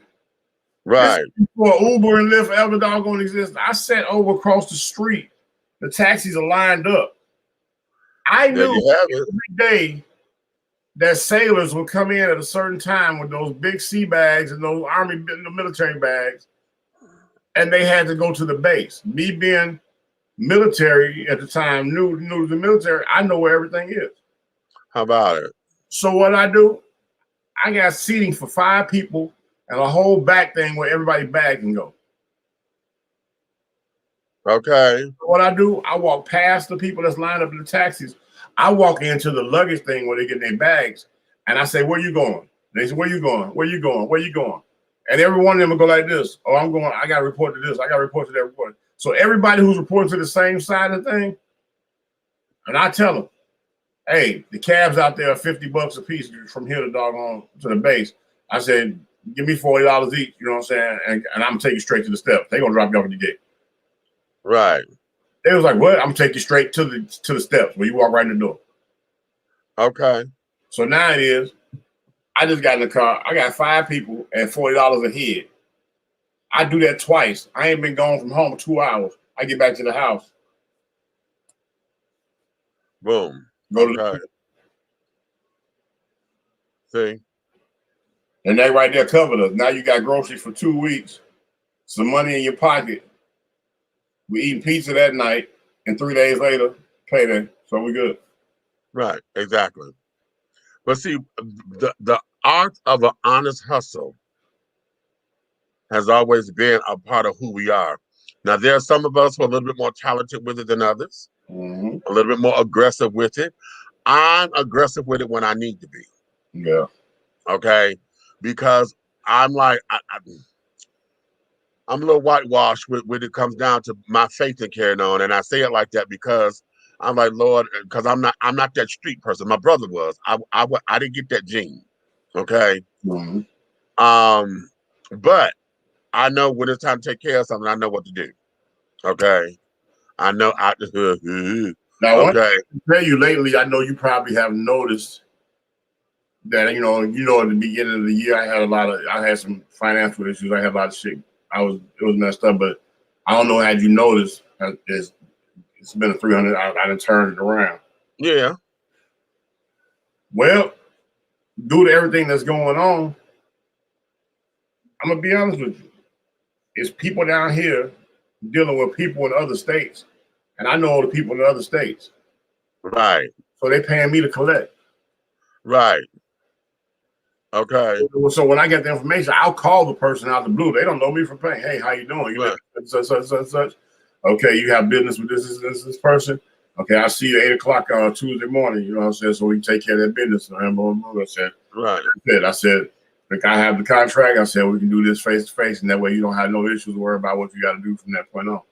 Right. I said, "It's just good business, and that's all we're gonna do." And I hang up. Right. From that point on, they like, do what the fuck they supposed to do and get the hell on, because now some strange nigga done call them and he know they all their business. Right. And you're right there. Exactly. Okay, I could get there. Okay. Yeah. So whatever you thought you was finna pull because they was out of town. Right. That's all dead. Exactly. So you know. So but we lost that. And Hollywood gave us that with James. When the Jeffersons came along, the Jeffersons gave us, okay, we can do this. We could get out the ghetto. Right. And the Jeffersons gave us that it was okay to want more. It was okay to have money. It was okay to live on the east side of the town, and that was East New York, so that's where the folks are with money. And it was okay. But what we never saw was how George repaid his debt to society, if you will. Right. You know what I'm saying? We never saw that. What we saw was capitalism at its best. He was a businessman, how to keep his money going. He was all about the grind and the hustle and the this and the that to keep his money because of the fear of going back. Okay. Now the time that they did go back, when they was about to tear down the old house and this, that, and the other, and Louise went to go collect the door, and remember the creaking floor and all that. And when the few times that they went back, it was down memory lane, but that's what fueled them to continue to get the 7th store and this, that, and the other and make the money. We never saw their contributions. As a matter of fact, remember, he used to get mad at Louise for having the help center. Okay, well, we need this for the help center. Fuck the help center. I got to get this store together. Hey, you want to hear something? You want to hear something ironic? What? one of my first little jobs was at a dry cleaners, right? Okay. I wasn't old enough to be at the front counter. Uh-huh. But I was old enough to be in the back, and I untangled the hangers. Uh-huh. Set the hangers so it'd be, and put them on the rack so they have hangers while they pressing clothes and stuff like that. Right. And he taught me how to change the filters in the wash, those big filters that come out the back. You got to climb up the ladder in the back and pull these big filters out the back of it and put the new ones in. Right. He taught me how to do that, so that's what I would do all day, and he paid me good. But then he started figuring he could let the girls go home, 2 girls go home early, and he sat up there and taught me how to run the register and ring up at night. Okay. So there it was, and he could sit there and drink his beer. His name was George Banks, Banks Cleaners. Now, brilliant man, business-wise. Crazy about my mama. Okay. If she pick out a chinchilla running through the woods and say she want a coat out of that one, he finna jump out there with a knife and get it. Okay. Okay. For him, it's funny you said east side. We did move to the east side of Chicago, up and down on Lakeshore, we right on Lakeshore Drive. So, okay. Like we right down on Lakeshore Drive. Like I walk to the museums and all that shit. All that shit is right there from my front yard. Is everything cultural. So right. And I'm in a tall building where I can see the damn lake. I can go to the water. All right, so he doing that. It's just funny because you never seen that man give back to nothing else, you know what I'm saying, if it didn't have nothing to do with benefit him. And he loved pretty light skin girls, the yellow women, he loved them. And you know what I'm saying, he done got caught up and slapped around a few times because Karen Donaldson didn't play that shit. You know what I'm saying? Right. But when I say that man would doggone drop that dollar, he bought a brand new Buick off the showroom floor because she said she wanted it. Now, here's the funny thing about it. What makes a man become successful like that in life? And all he could think to do instead of helping the next man or doing something that elevates his craft to another level or something, you know what I'm saying, a level, all he could think to do is supply his need for beautiful women. And he got a wife at home that is the total opposite of the women he called himself in love with. Well, again, that's man code. And guess what? Guess who his wife's first cousin was? Who? You know how it was uncomfortable for me as a kid because he wanted me to ride everywhere with him. And he had a money green Cadillac with the white leather half top, the white vinyl top, and it had the little white leather interior. Then he had a doggone baby sky blue Riviera with the little triangle back. You know what I'm saying? Right. It was white leathered out on the inside and all that. And he'd take me over there to the family barbecue, the cookout, and he'd say, "Oh, this is my little man working the store with me, boom, boom." And that'd be the end of that. But guess who I get to meet? Her first cousin was doggone Sweetness, Walter Payton. Oh, stop. Yeah. Oh. So you married, you got money doing your thing, you done married to money, but you want to chase the chick that's fresh out of high school. Yeah. And you want to. I'm not man code. Bro, I got a man code for you. Bitch, I ain't giving you my money. That's my man code. Okay. Man code. And a lot of that comes from those unspoken rules of what it means to supposed to be a man in this world. And it's funny because I didn't say one of the things I was talking about. I called today. I said what I said Sunday, but I subtitled it. Is it love or is it lust? Okay. Lovest. Okay. I've had a lot of lovest in my life. Lovest. Okay. But oftentimes just that situation alone is what we beat our chest about as far as being men is concerned. Because we got the money, we got the house, we got the good car, and now we could take care of a woman.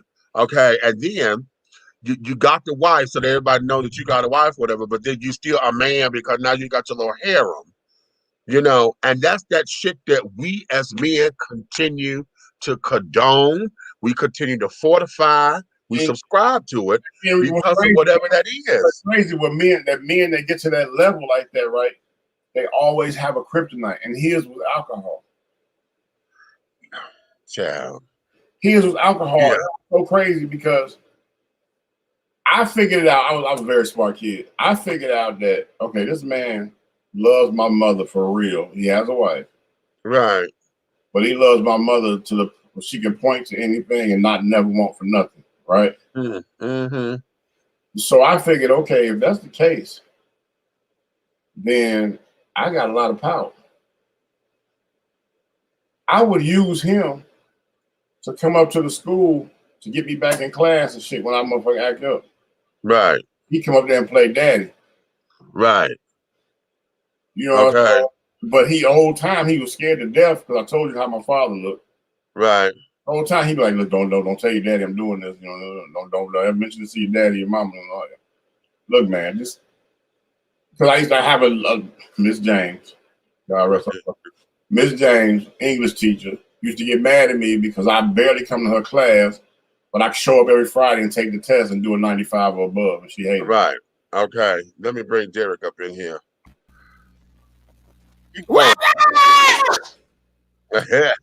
Don't you start with me, little brother. Don't all of my little brothers are my big brothers for real. But you know we're gonna have to fix that shit. Y'all talk. Let me turn the air on. How was your vacation? Oh, I'm so glad to made it back to this driveway today. You don't know, goddamn it. That drive was something else coming, man. Did you bring me some sand back? That's all I wanted, sand. I didn't want no goddamn sand. I was down there, motherfucker. I was helping wifey the whole time. I was Mr. Nurse. I know that's right. I know now. I use a multitasking fatherfucker. I'm here for it. Way to go, shorty. hey. One thing and two things for sure. If I tell you I got you, I don't give a fuck. I fuck around and pop up on your ass in that hilly ass town you live in. Is there somebody behind me? Because I'm trying to figure out who the hell you talking to.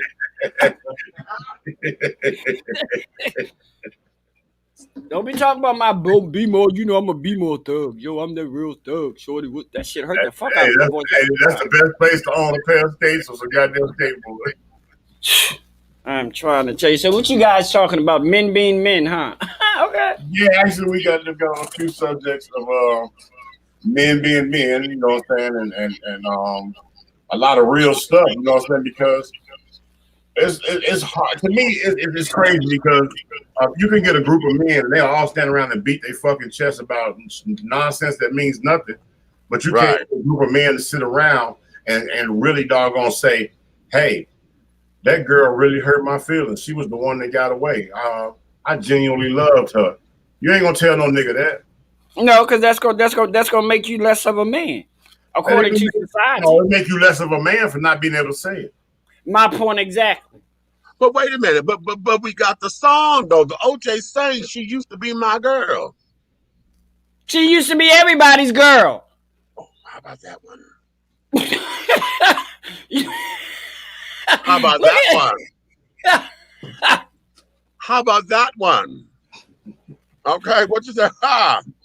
Okay. I thought Nikki was gonna come up in here today, but she got Lily, so we gotta. She's gonna be down to 2 days on Fridays and Saturdays now, because Sunday she's got to get Lily ready for school. Then on Monday, so yeah, she on grandmama duties. All right, grandma. All right. Okay. So now that I have you up in here, let's go here because when we're talking about real shit. I'm glad I got both of y'all here. Now it's my turn, me. What's up? It's my turn. Because we said heterosexual hoorah and all that goddamn conversation and all that. Okay. We done had all that. Okay. Now I got both of you motherfuckers in here. Okay. Okay. Well, take my M off and put a F in front of the mother. Both of you motherfuckers in here. Look. All right. Okay. I'm ready. But point is this. Remember we were talking about genuine intimacy? Yeah. what is that in your community? Like, is that like more explosive than the actual physical realm of the situation? Oh, that's a very good question. You want to take that, Jared, from your experience, or you want me to start? You can start. I'll bring up the rear. Ah, okay. I'm gonna come behind you because I like sloppy seconds. But anyway,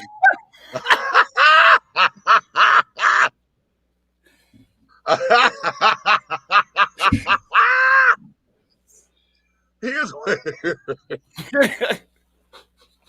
okay. Here in the alphabet world, and I'm speaking only for men right now. Princess, be sure to chime in on this because your input is going to be significant. Okay. Definitely. With us as alphabet men, a lot of times intimacy is there, but because we get caught up in a whole lot of male shit, we sitting around trying to heteronormalize it. Okay. And it's always, this is why we're so big on top and bottoms and this, that, and the other within our community, because we really don't have examples of what we should look like. Because all of what we have has been from a heterosexual standpoint, you know, of what intimacy is supposed to look like. And for most masculine portions of our community, that straight acting, straight appearing kind of shit, a lot of them still don't know how to let the emotions flow. Okay, now you got butch queens like myself, okay, who tend to lean a little bit more on their feminine side. Okay, we are the emotional ones, but we're the ones who sit down there and we become the bane of existence to regular society because of my size. I'm 6'4", 365 pounds. Okay. And that size of a man is not supposed to be as soft as I am or as soft spoken or whatever. And then when it comes to dealing with another man, wait a minute, but who said that? So there's them damn man codes, and that's that damn societal bullshit. And it's also heteronormative. Okay, wait. You said heteronormative? Heteronormative, yeah. Boy. Okay. Okay, and so because of that, what we end up having is we get the intimacy and carrying on, but even we ourselves, we end up teasing folks that way. If we see a couple that goes against the grain, okay? What the hell is the grain? You know, it goes against the grain. Okay. Of having a top and a bottom of someone who looks like a top, who you can say that's the top and that's the bottom. Whenever we have a couple that goes against that grain, then we ourselves call them, bitch, where the man at? Y'all dyking. Ain't no man in this relationship. Where the man at? So they like an old school okay, well, I'm a dyke, bitch. So they like an old school singing group, like Four Tops. Right. Hello. Okay. Sword fighting. Right. Okay. So have you ever had? Because I have a okay. Let me get to the depth because Meech always know there's some type of underlying existence to my doggone question. Yeah, I noticed that too. And my question is because I came up with another T-shirt that I'm already putting to press. That I'm going to do it, and it says it's for the alphabet fellas, right? And it says the shirt says I'm the top to his bottom, and the other one says I'm the bottom to his top. Okay. And that's all the shirt says, and it just says hot tea at the bottom. Well, you need to make a shirt that says I'm the verse to his verse. I'm the uni to his verse, or I'm the omni to his verse. Honey. Okay, but I just want you to know that up in this relationship, bitch, there's no top or bottom. We do everything here. We go around. Now when it comes down to intimacy, real intimacy, that's something that I teach all of my kids. That's something that I have a conversation with, and a lot of folks want a bucket because they love using the word preference. Well, my preference is this, honey. I'm strictly dickly, honey. I don't need no. A lot of bottoms do not want do not want their tops to have been fucked. There's a And I lot of don't bottoms out there. and I don't understand why. And that's That's sad the thing. And, dumbest. For me, that is the dumbest shit on this side of creation. We're no, talking about the thing to me is the ones who are so into it and they don't want any of their male genitalia touched. ooh. Man, bitch, what is your problem? touch it, flip it, slap it, rub it down. Oh yes, bitch. No, it's not that type of party, boo. Listen, listen, okay, because that what I deplore, and I'm gonna put it all up under the umbrella term of being selfish. Selfish sex. I deplore selfish sex. Hey, can you put that in the stream? Can you put that in the banner? What? Okay. Is that a banner for you? Yeah.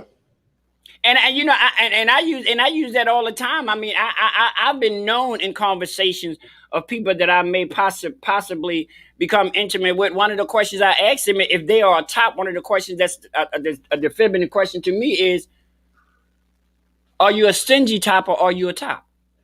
Oh. Because see, I can't fuck with stingy tops. See, I'm like this, bitch. This ain't 68, no nobody, nothing. Trust me, there's no payouts at the end of this night. If you gonna get it, you gonna give it. Plain and simple. Wait a minute. Greg says the oppression of both our communities has made it very hard. Exactly. Okay, pun intended. Right. Okay. But here's the thing. I put all of that up under the guise of selfish sex because you have total tops and then you got total bottoms. And I always tell folks, if you're trying to be in any kind of relationship, if you claim it to be total, the only thing you're gonna get totally from me is totally outside and totally outstanding in the cold. You know, I blame a lot of heterosexual men on that damn one side of that shit. When niggas run around, they don't eat no pussy, they don't eat. I ain't finna eat no bitch. Child. But I'm gonna tell you something, and I stand on this. And every time somebody say that around me, I make this statement, and I don't give a fuck if you don't like it or not. I always say it's the ones that do it and the ones that lie about it. Who are you? My point exactly. Right. Person say what? It's the same. We have that heteronormative vibe in the relationship realm, but it's been talked down on by those who do the no label thing. Okay, now wait a minute. Now see, I don't even know what's worse because the bitches that claim to be no label, okay, then they get so philosophical and carried on to where they fuck up the whole experience. They do. I don't need you to sit down here and to intellectualize what the fuck it is that we do. And damn it, shit, are we fucking or what? My point. Now you know, I was in a relationship with a man, and this is weird. Now y'all don't laugh at me. I was in a relationship with a dude for 2 years, and he was a total bottom, which was cool for me. But surprisingly enough, that whole 2 years, even though I'm versed, I never cheated on him because I was fine with it. Okay, and now here's what it is. Because you made the conscious decision to be happy with that.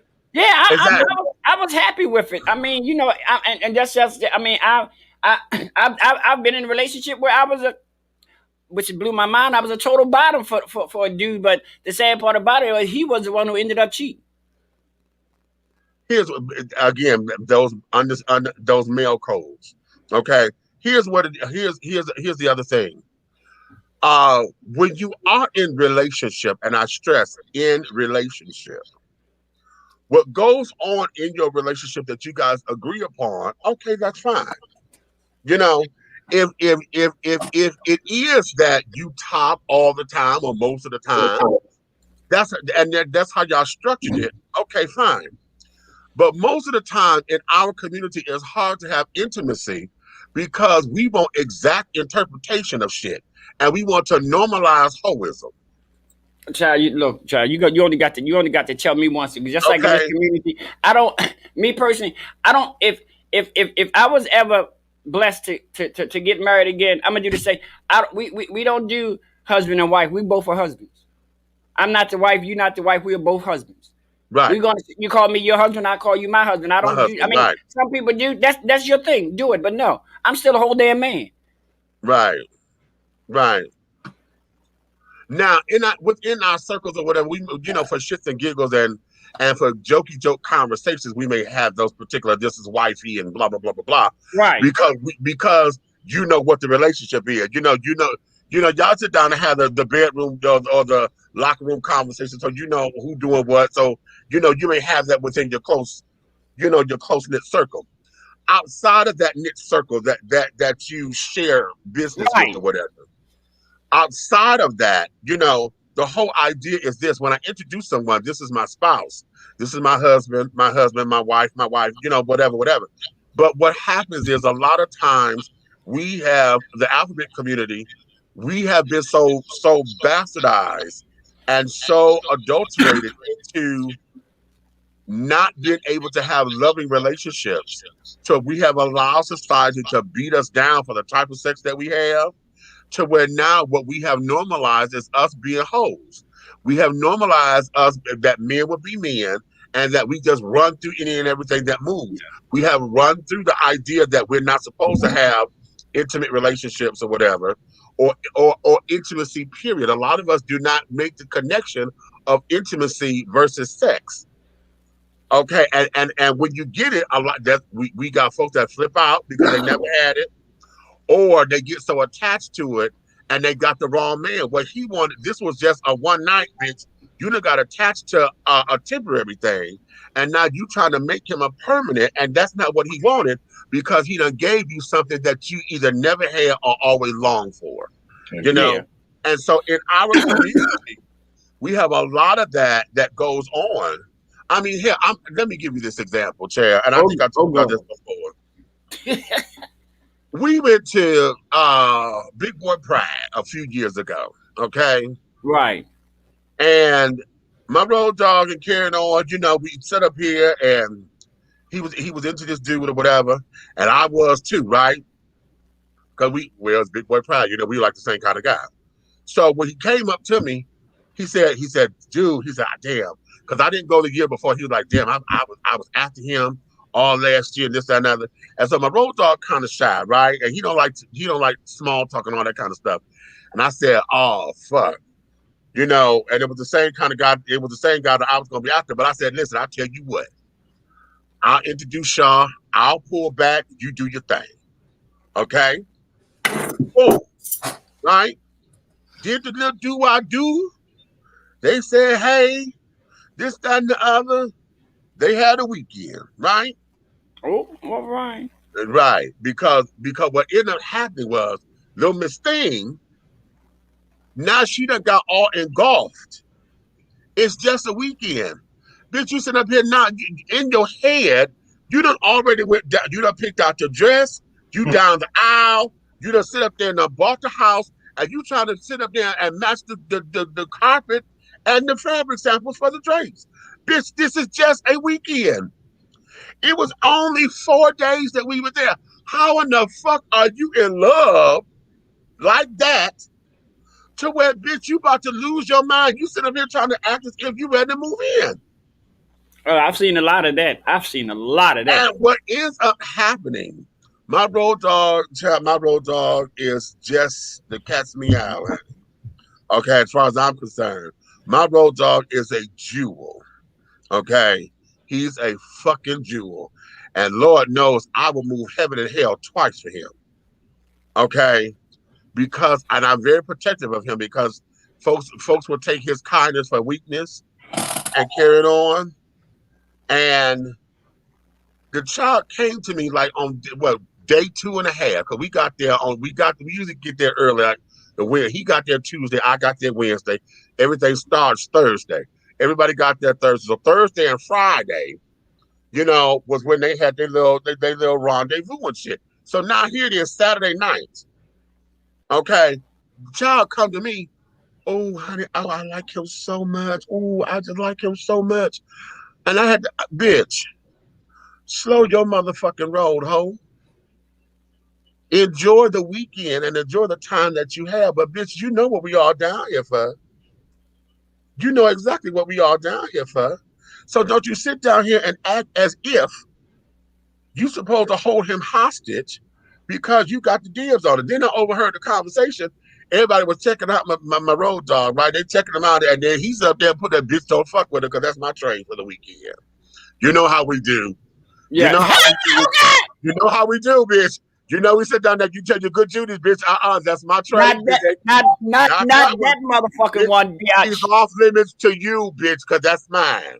Now, a stranger, I don't know them girls over there, but I'm telling you, bitch, he's off limits to you. Okay? I can't control them, but I can control you, bitch. You know how we do. Bitch. And, okay, and fuck with a bitch, that's your ass. Right. Y'all know how we do. It'll become very unbeneficial if you get that data. Okay. So in that, and I'm using it as an example because oftentimes when we are looking for something or haven't experienced it, in such a long time, and somebody catered to those needs, somebody touch you in the right way, or show you the attention, or value you as a person and not just a sex object, and then you start to soak it up like a sponge, then, or even treat you because I'm not necessarily looking at you just to have sex with you. I'm trying to get into your mind. I want to get into your head. Yeah, I'm making love to you just by showing you some attention.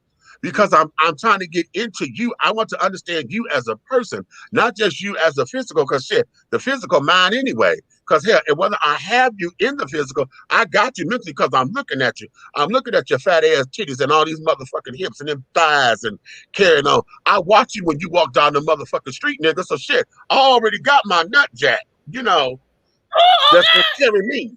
I already got what I need. Okay? So whether I have you physically is a whole separate issue. That's the gift. Okay. Yeah. That's the gift. If you say yes to me, touching and tasting all of that and caressing and bitch, that's the motherfucking gift. But now to thank you for the gift, I'ma treat it as such. Okay. God damn it. I'ma treat it as such because you said yes to me and you didn't have to. Okay, so basically I was chosen. Mm-hmm. And that there is what the delicacy is. And a lot of times we overlook that. Okay. Those who are out just to have a good time, they feel as though they did you a favor. And a lot of times, and sympathy sex, because you know that energy. That energy where they feel as though they doing you a motherfucking favor. Okay. And you can feel that energy. And most of the time, whenever I get that about, no, you ain't doing me no motherfucking favor, it's bounce. Okay, bounce. First of all, you're not doing. This is me. You're not doing me no favor if you ain't doing anything differently anybody else do sexually. That's my point, bitch. He did that last week. You're not doing me no favor. Okay. So all of that intimacy piece, when we find it, there are moments where we get clowned, because a lot of folks don't understand the relationship. My problem is this. The reason I even brought that up.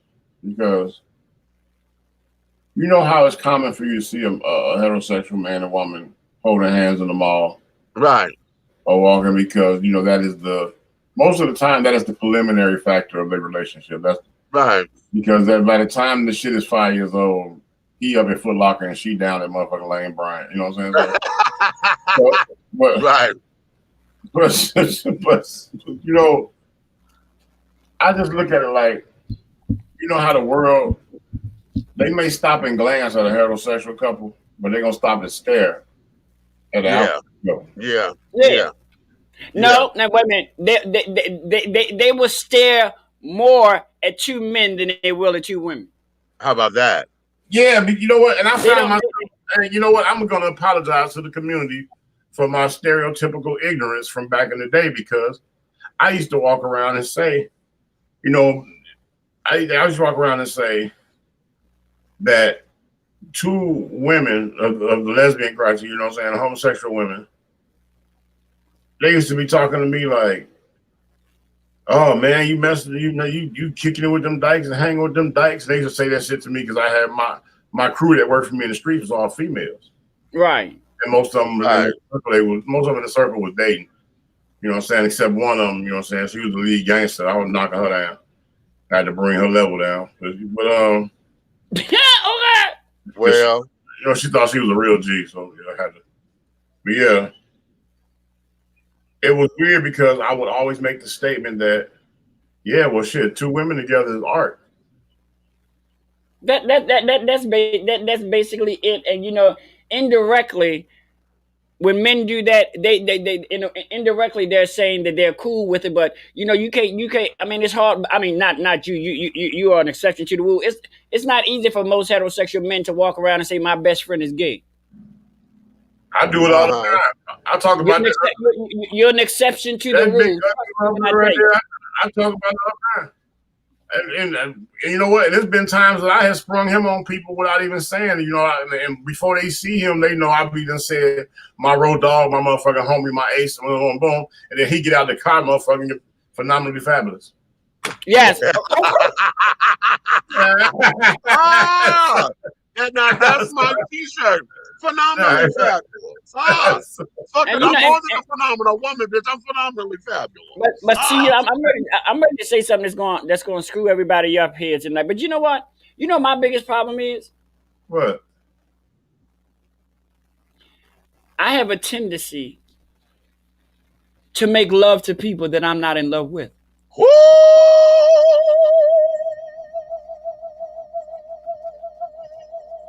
You know what, Derek? I'm guilty. I'm sorry. Derek, fuck you. Well, you just hit a note right there. Woo! Wait a minute, press pause. We're going to go to the comments on that one. We're going to go to the damn comments. Because, bitch, we got to let that breathe for just a second. We got to let that breathe. We got to let that breathe. We got to let that breathe. Red. You started it. We going to let that breathe, bitch. Hold on. The masculine lesbians tend to be clowned on as if we want to be a man. All the time. All the time. But here's the thing. To your dismay, those who have sit down there, it's just like uber femme queens, uber masculine lesbians who sit down there and want to challenge men as if they are dudes, and yet they're not trans men. They don't want to be trans at all. They're not identifying as trans. They just full of studs and think they niggers. See, those them damn militant bitches that always get that. See, they the ones. I don't mind a butch girl or whatever that knows she's a woman, but she know, okay, I'm tomboy, I'm this, you know, I'm a little bit more aggressive than most girls or whatever. I'm not down for lipstick. I don't wear motherfucking dresses. You know, I don't have to have my hair pressed and curled and all that bullshit. I'm comfortable like this. That's a whole different thing. But when you got one of them damn aggressive bitches that want to sit down there and be militant, and I don't know why they sit down and they take on all of the negative traits of, and I'm talking black lesbians here, of black men. They take on all them negative traits and then they exacerbate them. Yeah.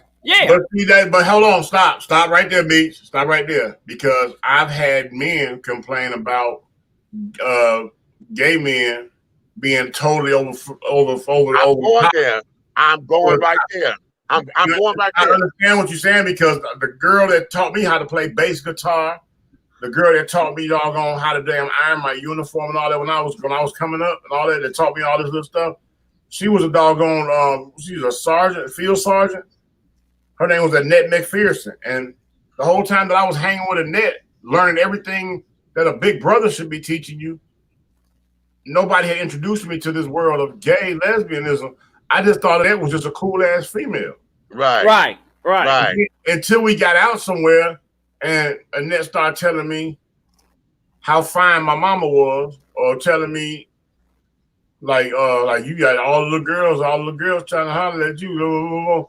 You know, oh, that one right there you had. You know, when she started telling me about everything was about how the females look, and I'm going, what the hell? And then finally, when it kicked in at me, this is what stuff get fed to you when you're young. My mother came in my room one morning. I told you how many my mom was. And she came in my room one morning and she was like, you didn't hear all that last night? And I was like, no, mama. She's like, I had to put a net up out of here. I said, you put a net up out of here? Because they was like aces. They drink and party, play. And I'm like, what you had to put a net up out of here for? What happened? What she do? She sat up there and begged me all night to be her doggone woman. I said, what? Hold on, mama. Well, stop. okay? Because I hear you running niggas through the park, okay? I ain't never heard this. Well, Right. So she was like, I had cussed out, and my mama she don't go that way. Right. You know what I'm saying? So for me to wake up to that, and my mother's utterly upset because she thought that was a good friend of hers and a mentor to her son. Right. The whole point was she was trying to be with her. Yeah. Right. That was my introduction to the lesbian stud world. Okay. So that was a young feed to me. So I kept that, and then I had to learn. So I never had to accept them because I already knew they existed, and I knew how to act accordingly around them. But I let them, yeah, you know my rules and regulations. As long as you be who you are, right, I'll accept you and I'll support you. Okay. But I'm never gonna call no lesbian woman. Oh, you know that how they say the butch. Oh, she trying to be a nigga. She thinks she got a dick. No. Why would she want to be anything that she don't want nothing to do with? Right. And that there is when, see, because the uberness of it all, you got those uber aggressiveness of the stud. You got the uber femininity of the femme queen. Okay? Because I can't, listen, I can't stand no bitch. Nigga, you was born a man just like me. I don't give a fuck how much you twist your motherfucking hair. If you don't sit up there and learn how to kick this motherfucker's ass back, now you may not win, bitch, but that don't mean because you think you fishy, you supposed to just take an ass whooping because he trained. Bitch, I wish the fuck I would. Bitch, that, ooh. Now, I saw a nigga that's a pimp that had a nigga. This nigga name was Popcorn. Anyway, he had a nigga. He had a nigga. That motherfucker goddamn dressed out and everything. But come to find out, after I got in the game and in the streets, because you know I used to do in Chicago, so I got to get in the streets. Popcorn was his bottom. Okay.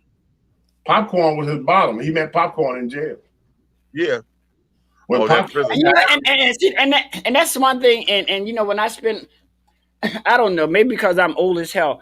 But yeah, when I was on the other side for 45 days, I'm here to tell you, as a homosexual man, sex was the last motherfucking thing on my. You're not a young me. You're not a young. Oh girl, I went to jail and I got my life. Right. You crazy? They romanticize it. Yeah. What's up, girl? No. Romanticize it. Yeah. He waited on Popcorn. When Popcorn got out, he put Popcorn on his or her feet or whatever. I'm talking about the nails, the hair, the house, the car, the whole nine. Right. And I thought it was like me, you know what I'm saying? I don't care what you do with your life or whatever. If I'm safe and I can trust you with my money, I'm an employee. You know yeah. I thought that's what that was, and then come to find out, Popcorn was the bottom bitch. Okay, of a nigga that everybody was terrified of. Exactly. Okay, if any guy said that he don't eat that pizza, he's lying. I lick that pizza till that shit turns into a prune. You're nasty, Hugh. You're just fucking nasty. Okay. Well, at least we know you got plenty of iron. Well, how about that? And fiber. Been around the world. Yeah. I felt that energy of those conversations of where the man at in a lot of my outings with guys I've dated, because I've often dated taller, white, light-skinned guys. And the porn-induced idea flooding the gay community is that a black man is supposed to be taller than my 5'6" self and the top, unlike my verse self who prefers versatile men in any color. And then here's the other thing too. There's another breakdown in that, because now I know the older that I'm getting, to see a white man top a black man has started to fuck with my head a little bit. I don't know why. I'm not gonna lie. I could watch porn 24 hours a day, but I cannot. It's just something in me that I just can't see. No, I'm like, did it start? I know for me, I was fine with it at one point, but as I'm getting older now, I guess it's the times and what we're dealing with. And I've dated a white guy, but to see a white man top a black guy fucks my head up these days. Because, me too. You know why? Me too. I'm gonna tell you why. Because your intellect has went through a level of maturity when it comes to doggone sexuality and intimacy in the black masculine world. When you know about that buck breaking shit they did during and that's where the fuck I go. I be like, here we go again, bitch. You know, and then now, being that I'm adjacent to the S&M world, I also know that there is race play. That there's a such thing as race play within Yeah. the confines of the S&M community. Right. So Remember you when my have friend was folks. on there? When my friend was on the show, he said he tried the role race playing one time, and he was like, oh, he said when he got finished today, he was ready to beat the shit out that guy. Okay, and it's something. It's like, okay, what in the hell is what the hell? No, honey, no. So but because of that, that's also that other thing, and anybody who is open and full in their dating practices and carrying on, you know, of course you're going to be talked about. And then just like you said there, as far as what the relationship should look like, again, that's another one of those heteronormative things, because the man is supposed to be taller than the woman in hetero world. And so here in our world, the top should be taller than the bottom. But that's just for aesthetic reasons, honey, because sometimes that shit get awkward as fuck. But it's fun when you I never had a lover. I never had a lover that was taller than me. neither have I. Close to the Neither same have I. size, but I never had no lover that was like 6'5" and I'm 5'11". That it. But you know what? I'm gonna tell you something though. Now you want to see me pussy out? You want to see me puss out? If you a Yeah. girl, Come on, bitch. I dare if you you. Oh. girl, let me find a dude taller than me, and I got to look up to him, and he into me, bitch. The girl, I will puss the fuck out in a minute. Bitch, I you don't would know. turn around and have on that motherfucking Wonder Woman You know costume, what? using your bracelets and some more shit, honey. Superpower, bitch. Let me tell you who I see. I'm saying you. Let me tell you a thing. Oh, Let me tell you who I see. Okay, here we go. You're in the Kathleen Hepburn movie series. Well, not Kate Hepburn, honey. He gave me Katharine Hepburn. you are the pure romantic with the leg that goes up when somebody kisses you. Okay, I'm back. Get on that dirt. Baby. You have what they call a cinematic classic way of loving. Yeah. Do you think so? Really? Now that's it. That's interesting. But now I know my Bristol honey, Miss Becca. Becca, know that bitch. She always teased me, honey. She said anytime, like when masculinity is around me and it's a dude that I'm liking and he's masculine, she said I will pussy out, honey. She said, okay, watch it. Here she go. Here she go. Yeah. You know, here she Yeah. go. You know, and Real bad. okay, yeah. Yeah, A layman's term, we'll just say you fag out. Okay, same difference. Hey, look same here. difference, yeah. Look, let me tell you something. Derek, let me tell you something. Oh, don't you do it. Don't you do it. Don't Tell you, me. oh, yeah. Tell me. That's what you seen it. Tell me. This And you motherfucker. said what you and y'all said what I said. Tell me. I said what I said. Look here. This motherfucker. Hey, he goddamn. He said that in one of our counterparts. He said he asked him. He said, "Get your ass back on the street." He said he asked him. He's at my birthday party. He said, "You hungry?" He didn't hit him with, "Yeah, bro. Yeah, baby boy. Let me get something to eat over there." Nah, he hit him with that doggone man code. Like he hit him with that.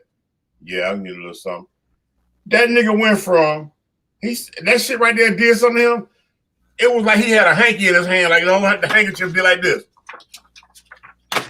He started that goddamn plate, and he turned around and handed it back to him. And I sat there and I was screaming. I couldn't hold that shit in. I was like, and I did that when I went to when I visited my sister in Detroit, because we'll go to the store and she have on her little feminine little attributes, but honey, she hit that motherfucker street. She a nigga. She be like, yo, what's up?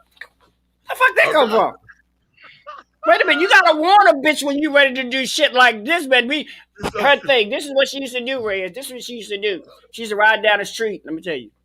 You might want to beep the horn. I said, what? Oh, you gotta encourage the children, honey. Beep the horn. Encourage the children. You thought I forgot, didn't you, bitch? You thought I forgot, didn't you? But hey, something is wrong with your ass, bro. Something is really wrong with you, man. Wait a minute. Hey, I did that with you, right?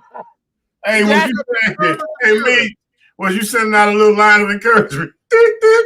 Right. Like, oh, she said that bitch you worked. Oh my God!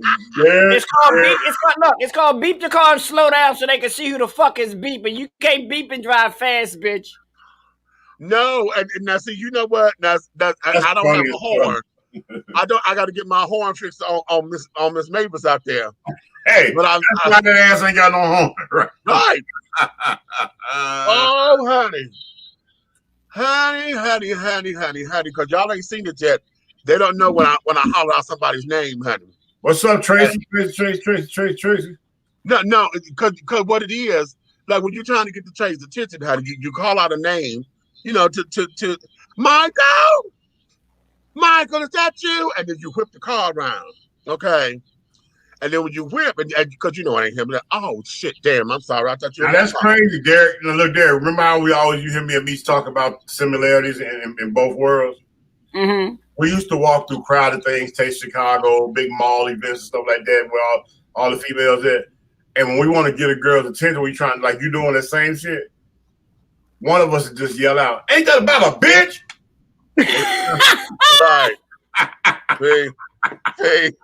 See. Okay.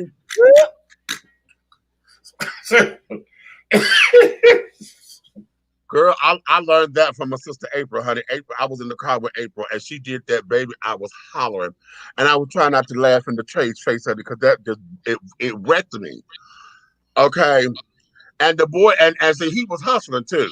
See, he was out there hustling, and she said, Glenn. And so she whipped the car around and she put over. She said, Glenn. And he said, no, baby, I'm not Glenn. She said, oh, damn. I'm sorry. I thought you was my friend Glenn. He said, no, but she said, but you okay out here? I didn't mean to interrupt your day. And then that's the baby. Ow. Yeah. Because, hey, you know what? And this is another thing. I don't know. I know in Detroit, they used to throw these parties. Like, I think they did just like they did in Chicago. They throw the hotel parties, the house parties. They be in the hotels, like the big hotels downtown. Uh-huh. So they used to throw one at the Ascot and at a hotel Intercontinental in Chicago all the time. Uh-huh. And those girls, when you get them, they fast, you know what I'm saying? They sick, they be hot, half dressed. Same shit. We'll go stand. Me and my cousin was good at this. We'll stand near the bitch. Loud conversation. Women are naturally nosy. Yeah. And we'll start betting. And the bet was always this. You got, man, fuck you, bro. I bet you $20. That's a size goddamn 9. No, she right. She a 7. No, that's about I was like, bro, you see them big ass motherfucking feet? Yo, shawty wear 9. We talking to each other the whole time. Soon as somebody say you see them big ass feet, shawty wear like 9 or 10 or something like that, they turn around and be like, oh, my feet ain't big. I wear size so. We be like, come on, baby, don't let nobody steal your joy. Right. Shady. Right. But it works. Gotcha. But it works. Hey. You know, but all of that. Yeah. Beep. Who's got the keys to the Jeep? Okay.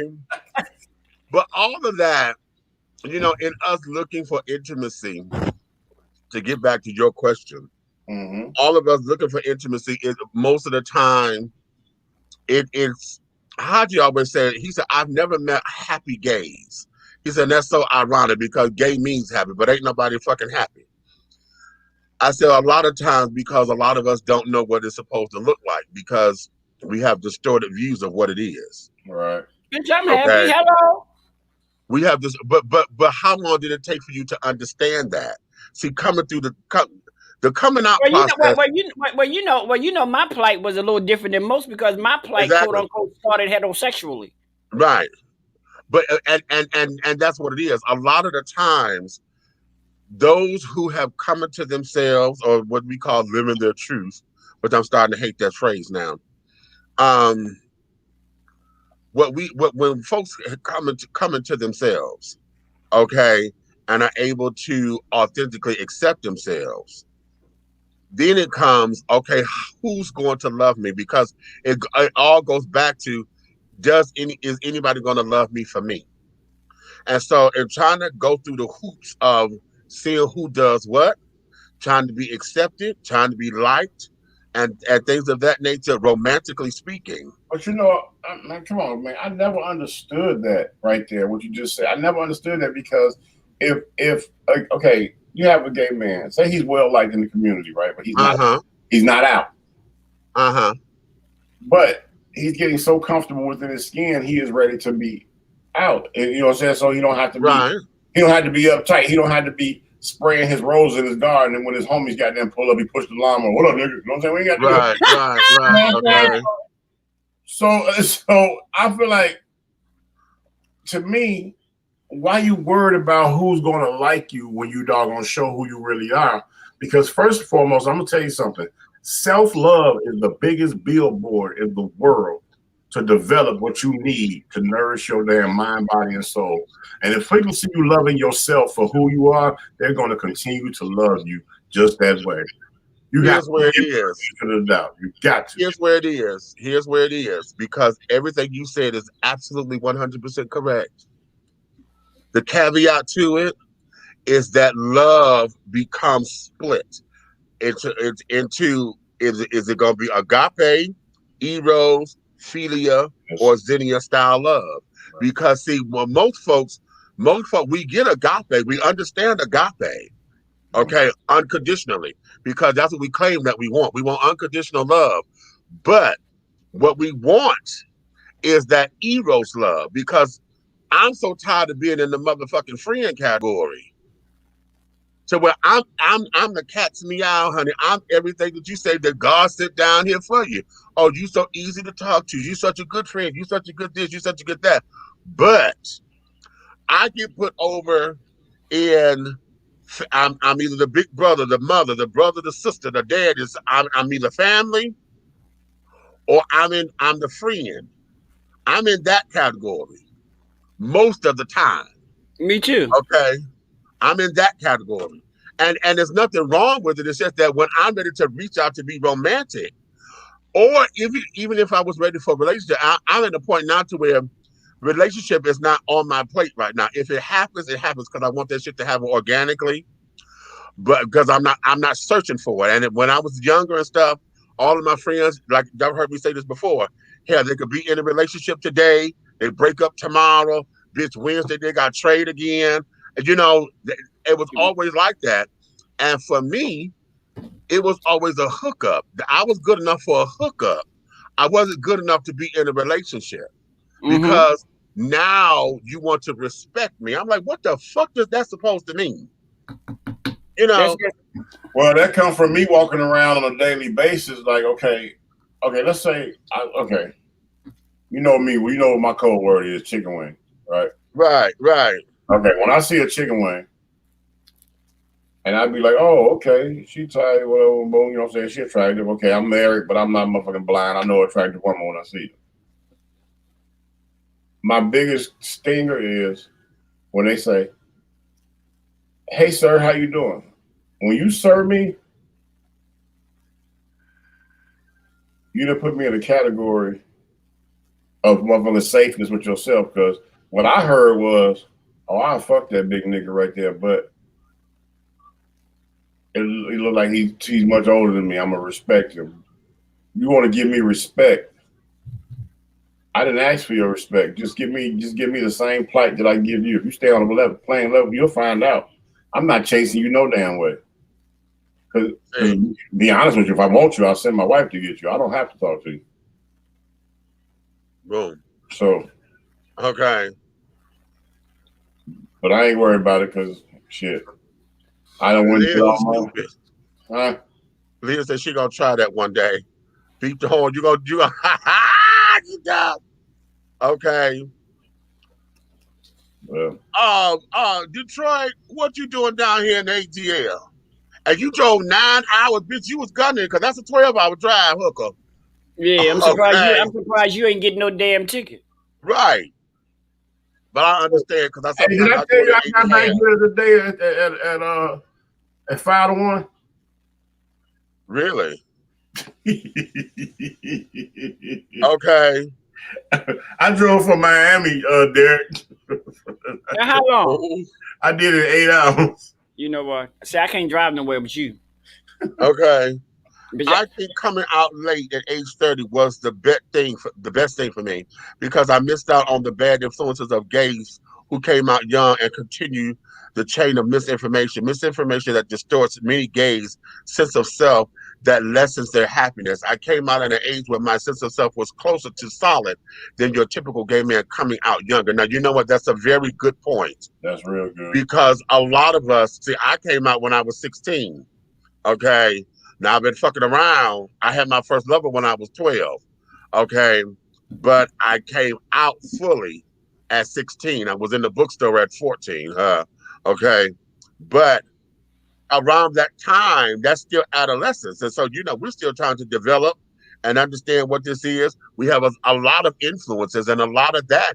A lot of what I know about bathroom and public sex came from when I was at the bookstore. Okay, And that you know what? Okay, you've heard, you know how I am. Both of y'all know how I am. I always put myself, you know what I'm saying? I feel like I'm the guy that can wear the ally flag because I walk it, I tell it, you know what I'm saying? I breathe it. right. No change. The same person I am with y'all right here, I'm that in front of all my people and in front of people. Right. I don't change. I don't switch up. And just like I got your back right here, goddamn it, I got your back around mine and yours. Right. But I could feel him because I came out late too. But one thing I'm gonna tell you what bothered me. This is my one. Everybody got that one spike. Right. My spike with the black gay men that I have come across is they are so motherfucking protected by Viper angry. Or they got this whole attitude or motherfucking air about themselves, thinking that you are out to hurt them or destroy them or say something stupid to them or be ignorant towards them. You know what I'm saying? And sometimes I be wanting to slap the fuck out of some of them. You know what I'm saying? Because at the same time, if I'm a heterosexual man, right? You a gay man, you know that I don't want nothing to do with you on no level of intimacy. Just don't seeing me. But if you walking by and you can have motherfucking what they call them things, you can have them little motherfucking micros all the way down and your nails done and everything else going on with you.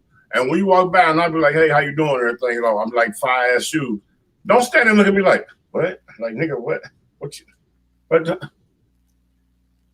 A lot of that, and yet it's a double-edged sword because I know in my day, my younger days, sometimes that was always a conversation starter to see how you would react. See, I come from the era where... But see, I don't stop. I be doing my shit in motion because I'm not trying to... Right. You know what I'm saying? But again... I recognize shit. I recognize real. If you got on a fly pair of motherfucking Jordans and you motherfucking gay as all outdoors, one thing ain't got nothing to do with the other. Nigga, you got on a fly pair of Jordans and I motherfucking recognize that. Here's where it is. Because like I said, I come from the era where, folks want to fish for information.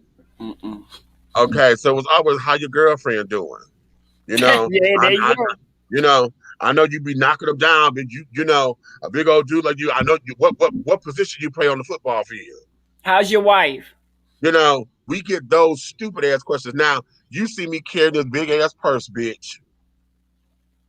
You see me carrying this purse. You see I just got my hair flipped and curled, okay, and carrying on. And the first thing you want to ask me is, what position do I play on the football field? Now, sometimes that's a double-edged sword or a double entendre because they, we used to call them fudge packers and stuff. You a tight end or a wide receiver. Do you pack fudge? Okay. I'm all the above. Okay, and so a lot of times folks will ask those kinds of questions to see what your response would be, so that you know, I told you when I was younger, I had a lot of gang fights. It was me and a gang of people, you know, because of stupid ass questions like that. And depending on how I answer and the tone of my voice or whatever the case may be. So a lot of us have a lot of defense on that because it's like, okay, they finna start some shit, you know. It's just sad to me because at the end of the day, I don't give a damn what you got going on. You the same. You okay?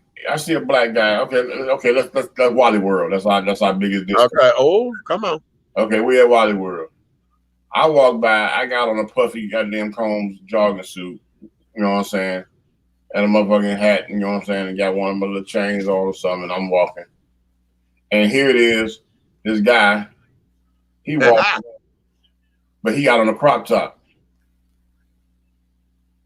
You know what I'm saying? Right. Low riding jeans, some motherfucking Air Jordans, and he might have his hair to updo, motherfucking land over the top of his shoulder, walking with a motherfucking clutch bag. You know what I'm saying? But he a dude and everything. He just talking and kicking it while he walking in the store. I don't understand where there should be some type of doggone negative energy between the two. You feel what I'm saying? That's what my biggest thing. I don't get that because it's like, matter of fact, when I started doing, you know, I don't know, people hire me, you know, people call me and I come out and I judge these doggone hip hop shows and stuff like that. And they want me to I went to one and matter of fact, shout out to Cold Blue. Excellent rapper, talented, not just a rapper, but a full-fledged entertainer. Commanded the entire audience. He didn't stand there holding his damn nuts and motherfucking got them saying some microphone.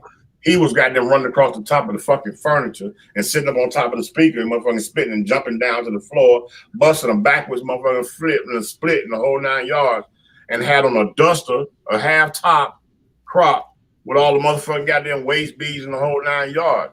He was had the fur collar on the little dust and everything. Okay, he was everything that a bitch could be, but he was a full-grown ass nigga. Okay. But he was so fucking talented. You know, I was the only one voted for him. Wow. And everybody else was garbage. And there you have it. And he was not selling his homosexuality to nobody. He was selling his talent. One thing about him, when he spoke, he didn't speak about none of that, nothing. He came direct for what he came there for, and he talked about what he do and how to get them get in touch with him, how to download his music, the whole 9 yards, and all the labels that he been dealing with. He talked about that. Right. But again, you know, like we had the conversation about masculinity in music. Because of what it is, child, I don't know why hip-hop has become the genre that won't accept gay folks. And it's the craziest shit because everything else in it is gay. You got all your production assistants, you got your makeup artists, you got your stylists, you got your damn PAs. Well, it's too late now because Lil Nas X done bust hell wide open in the hip hop community. Literally. But the thing of it is that he did something very smart. He didn't come out until after that goddamn song did what it did. And it happened so quick to where when he came out, the song was already a hit. Yeah. Okay, it was already a hit. So folks, that now a lot of motherfuckers got mad because they're like, he gay. The fuck is that? You know, and they got mad because they liked the damn song, but you liked the fucking song. Yeah, because everybody who was a gangster, when he came out with that one, the country song with old boy, everybody who was a gangster in rap at the damn Soul Train Awards, when they came out and he did that whole show with dude. Yeah. First and foremost, y'all so blinded by the bling, this nigga had on chaps. Okay, pay attention to what he had, chaps and tassels. Okay, so this right here.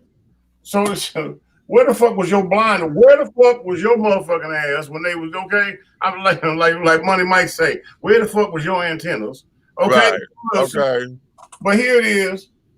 When he came out, if you read the articles of when he began his career, he never hid it. He said that he was gay. But the song was so explosive, it overrode that one interview. Right. So nobody ever got that one sentence, that one statement. The song blew up so motherfucking ignorant. That one statement of motherfucking welcome to the industry had never got motherfucking repeated. But all the gangsters, Rick Ross and all the motherfuckers were standing out there in the motherfucking thing. A horse is in the bag. They standing up in the motherfucking in the bag. Right. Okay. So what's wrong now? It's the same dude. Same goddamn song. What's the problem? What's the problem? And now that he motherfucker got them, he felt like, I'm gonna tell you what it is with Lil Nas X. He never hid who he was when he first came out. And I knew he was gay. Here's the funny thing about it. Here it is. I'm watching all the first performances of the country song, knowing that he was a gay rap artist. Why the fuck y'all didn't know? Right. Why the fuck did y'all not know? Because they didn't. Because they chose not to know. But here it is. You already have accepted him. And he felt like y'all accepted him. So when he dropped that next motherfucking shit while he lap dancing and twerking on the devil. Now it's sacrilege. Oh, this is a bad image for my kids. Oh, he's sitting up there worshiping the devil, honey. This is how's that a bad image for your kids and your child sitting on a PlayStation playing fucking Mortal Kombat and Fortnite and killing people every goddamn day? So what's Don't the do worst it. goddamn Don't do it. Don't do it. Yeah, what's the worst? You know, I'm so you know, and this is my thing, and I'm sorry. Hey, here's a bad image for your kids. Ready? $1,000 to bust your pussy open. That's a bad image for your kids. Okay. Like, 500 to doggone get them take something off. But my thing is, why are you gonna magnify the image because it's a homosexual, and you're not magnifying the same image because it's a heterosexual? Well, that part. So it's okay for your 5-year-old daughter to recite Cardi B song. Right. She'll not spell her name, but she can recite that motherfucking song from beginning to end. But you have no problem with that. But if your child see a gay man on TV with chaps, then bitch, you got a problem. You tell me what is really the fucking problem. Yeah. Okay. That there. Oh, goddamn. I saw Cardi B on something yesterday. I thought about it. She could not bathe for 30 days, and I still go downtown. I swear to God, Child. Yes. But and it'd be like eating motherfucking goddamn some fish that was left on the table. Huh?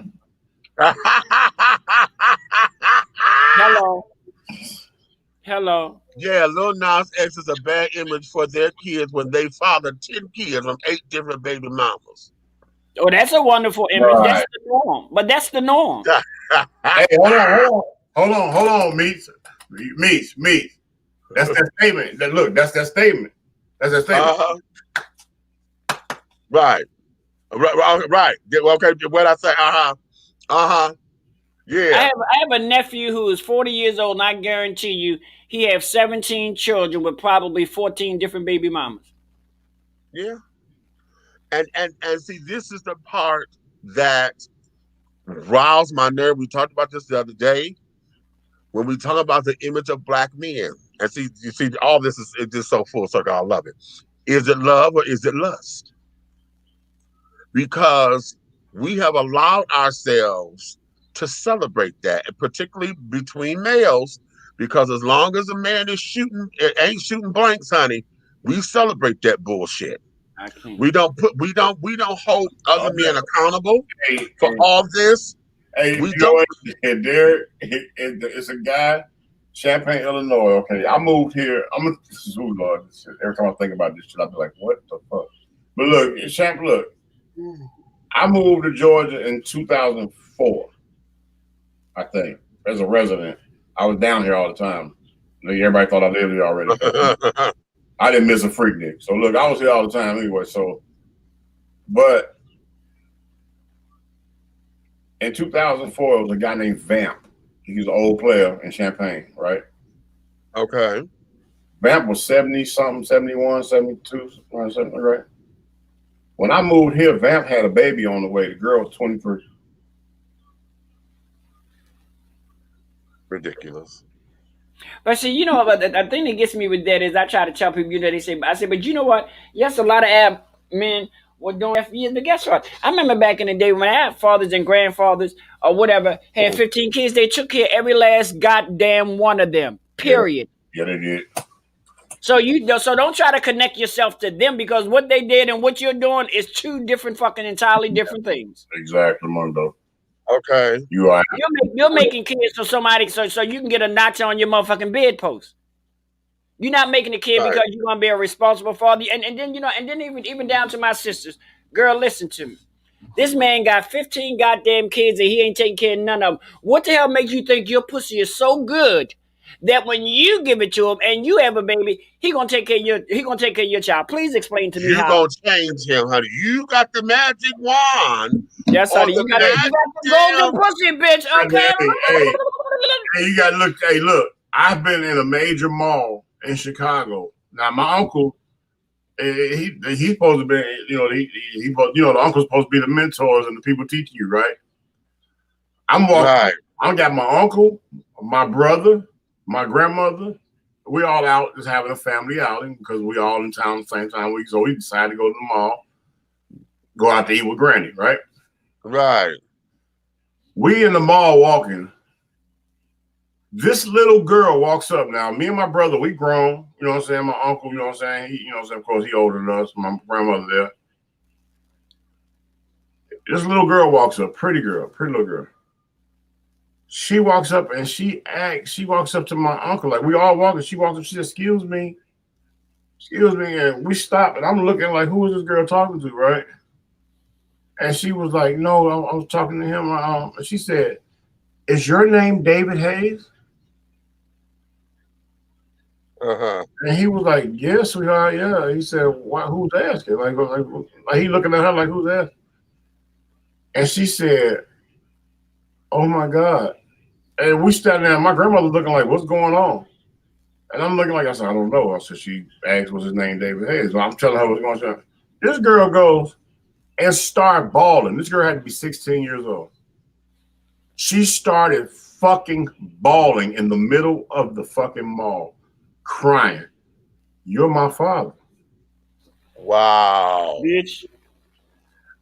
And when she started bawling, crying, and said, you're my father, he looked, and me and my brother stepped out of the way. We were like, oh, shit, she ain't talking to me. No, so we got so we got the fuck out of the way, right? And I heard him got the fuck out of the way. I'm like, oh, no. So I moved. So I'm like, so here it is. Was saying, my uncle was like this. He pulled out, you know what I'm saying? He always a ladies' man. So he pulled out the little motherfucking handkerchief he had. He was wiping her tears. He was like, hold on. He said, baby girl, don't cry. He said, well, what? He said, well, what's your mama's name? And they got, you know, she standing and talk. And at this point, when he said, what's your mama's name? I just happened to turn towards my grandmother. My grandmother said, did she say what I think she said? And my grandmother hyperventilated. We had to catch her. She's like, wait a minute. She about to pass out. We had to sit her down. She's like, wait, what's going on? So the little girl said who her mama was. His ass sitting there, he like, oh, shit. He started fucking goddamn tearing up. Oh, Jesus. Because he said the last conversation they had was that she was pregnant. And he said, well, let me get my ass out the streets and come make a better way for us.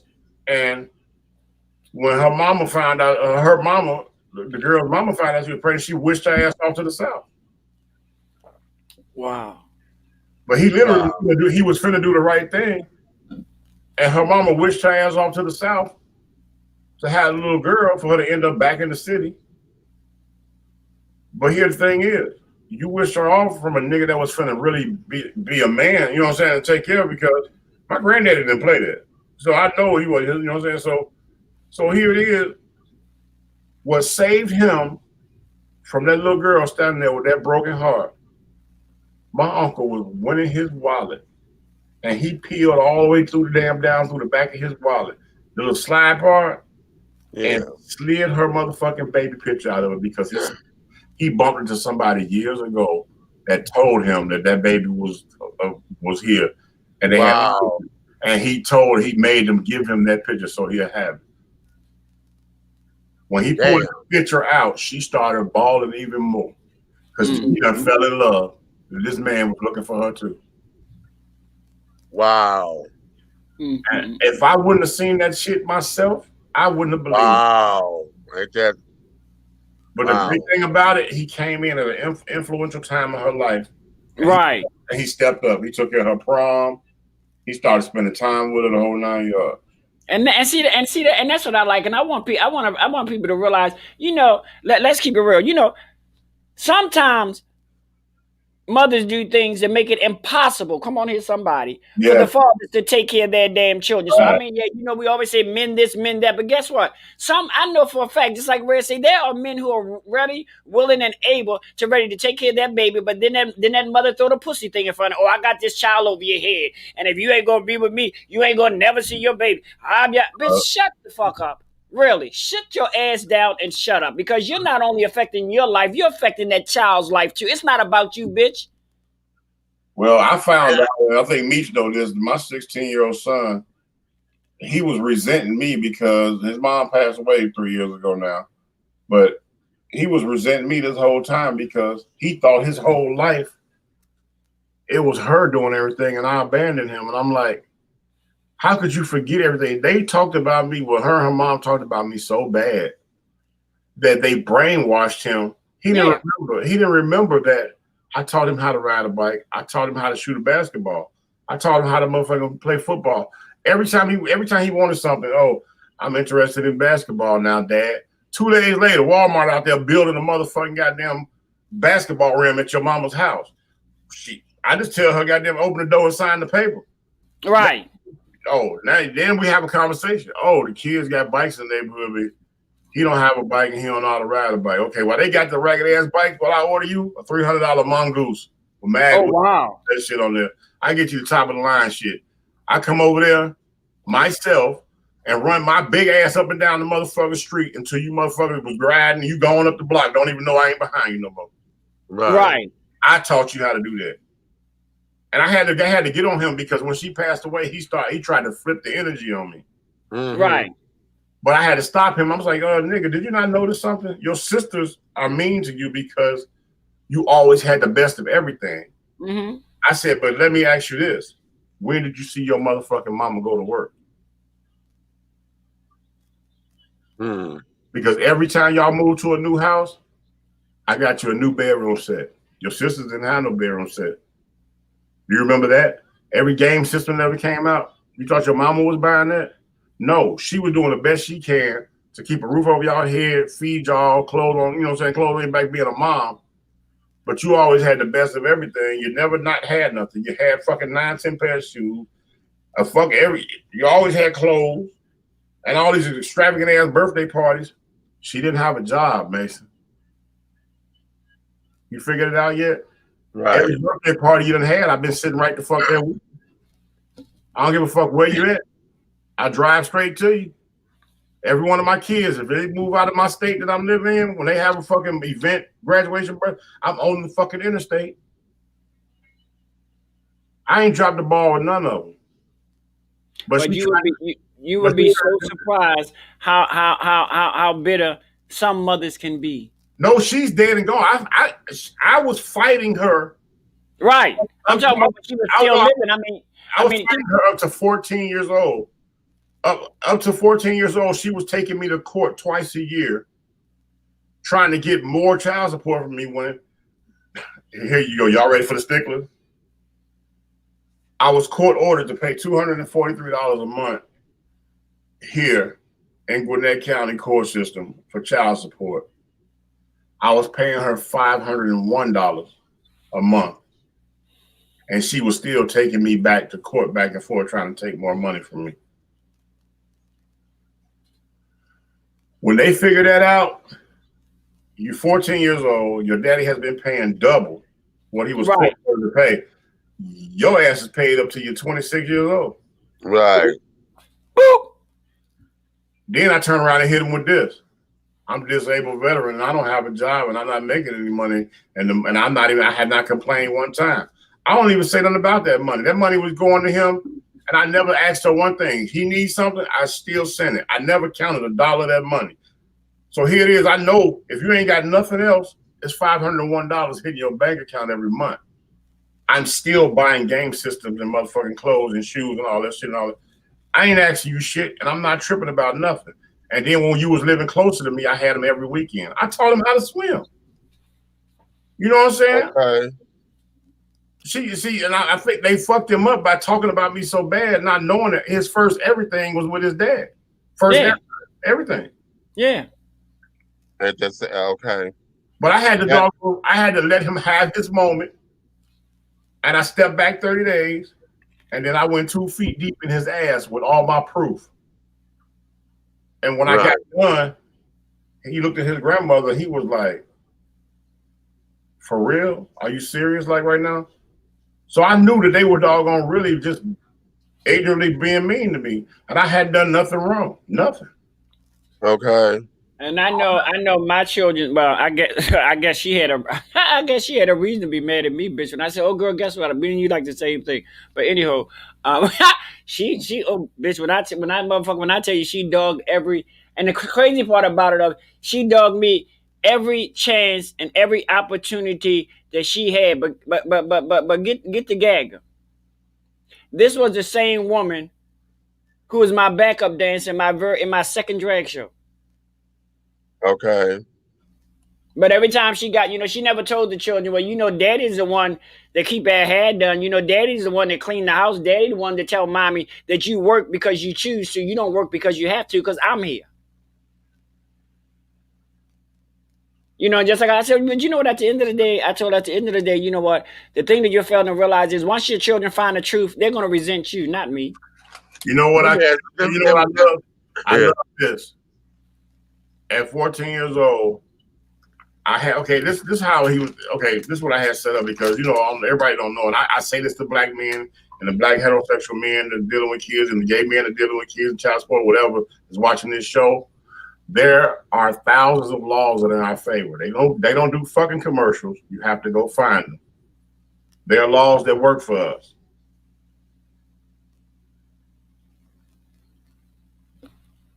Who the hell is that to?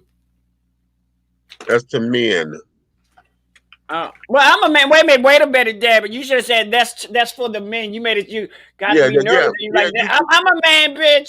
But the only point I'm trying to make is this: the district attorney got so upset that she doggone stepped up and represented me. I never had to go to court. Right. And at 14 years old, she went in there and told him a new ass. And got them took me out child support, and I ain't had to pay no more since 14 years old. That's a blessing. Cause it seemed like everybody. I mean, y'all know my story. I just July of last year. I just recently finished paying child support. Keep it in mind, I was paying child support off of my disability check, and I was getting a total of $298 a month for me. The rest went to child support. And like I said, I don't blame nobody. That was my shit. I was the one who was doing the dumb shit that I tell men all the time. Boo, I don't care if you buy your child a $5,000 pair of shoes. Bitch, don't forget to pay that child support. Right. Because see, you out here buying all this and buying all that and ain't paying. Judge don't want to hear that shit. He said those were all gifts, boo. Those were gifts. Yeah. That's why that shit was direct deposit. And when I went into that office, there you go. When I went to that office and that lady punched in my numbers and pulled all that stuff up, and she said, "Wait a minute, you ain't got no business in here. You ain't got no business in court. Nothing." Because I don't know if I told you this, Meech. I had a damn thing set up that on the same day, that same year when he turned 14, all my kids that year. Was it that year? No, it was the year before that. All my kids had got $5,000 that 1 month in October before that one. Everybody got $5,000 on the same day. Okay. And then after that, they got $501 a month apiece. Yeah. And hold on. The first time she drove me to court, When I got there, guess what day it was? October 17th, 9 a.m. That's my birthday. Yeah. Wow. I walk into the courtroom. She done got me drugged to subpoena the court. She got it set up where she didn't have to be there. Right. So they got me in there looking like this deadbeat motherfucker that I'm not. Right. And when I got in that room and told that lady, I said, hold up. Do you know why she's not here? And they was like, well, she didn't have to be here for this. And I said, I'm going to tell you why she set it up not to be here right now. I said, because as we speak, matter of fact, the plane that she just got on is trotting down the doggone down to the airway. She was like, what do you mean? She's on her way to Vegas for the doggone 4-day doggone trip. How can you afford that if you don't have a job? I'm going to tell you how you can afford it. And I told him, and I pulled out the paperwork. I said, because this money she got from my child, she's going to Vegas to kick it, but got me in court begging me like I ain't giving her nothing. Right. You know what they did? Froze my shit, reset a court date, and sent a shit to her and made her like, bitch, you need to come in here. Right. And when she came in there, I just went off. I went off about the whole shit. Every time she opened her mouth, well, I didn't get no money in her. Boom. This her bank right here. That's where it went. Like this, they were looking at me like this. Every time she said something, I just pulled out another piece of paper. Boom. I wouldn't even look her in the face. I wouldn't talk to her, speak to her, nothing. Every time she said something, boom. They told her, she can get up out of here. And when she left, that lady gave me a piece of paper and told me meet her at her office. And I met her at the office and she reinstated all my stuff.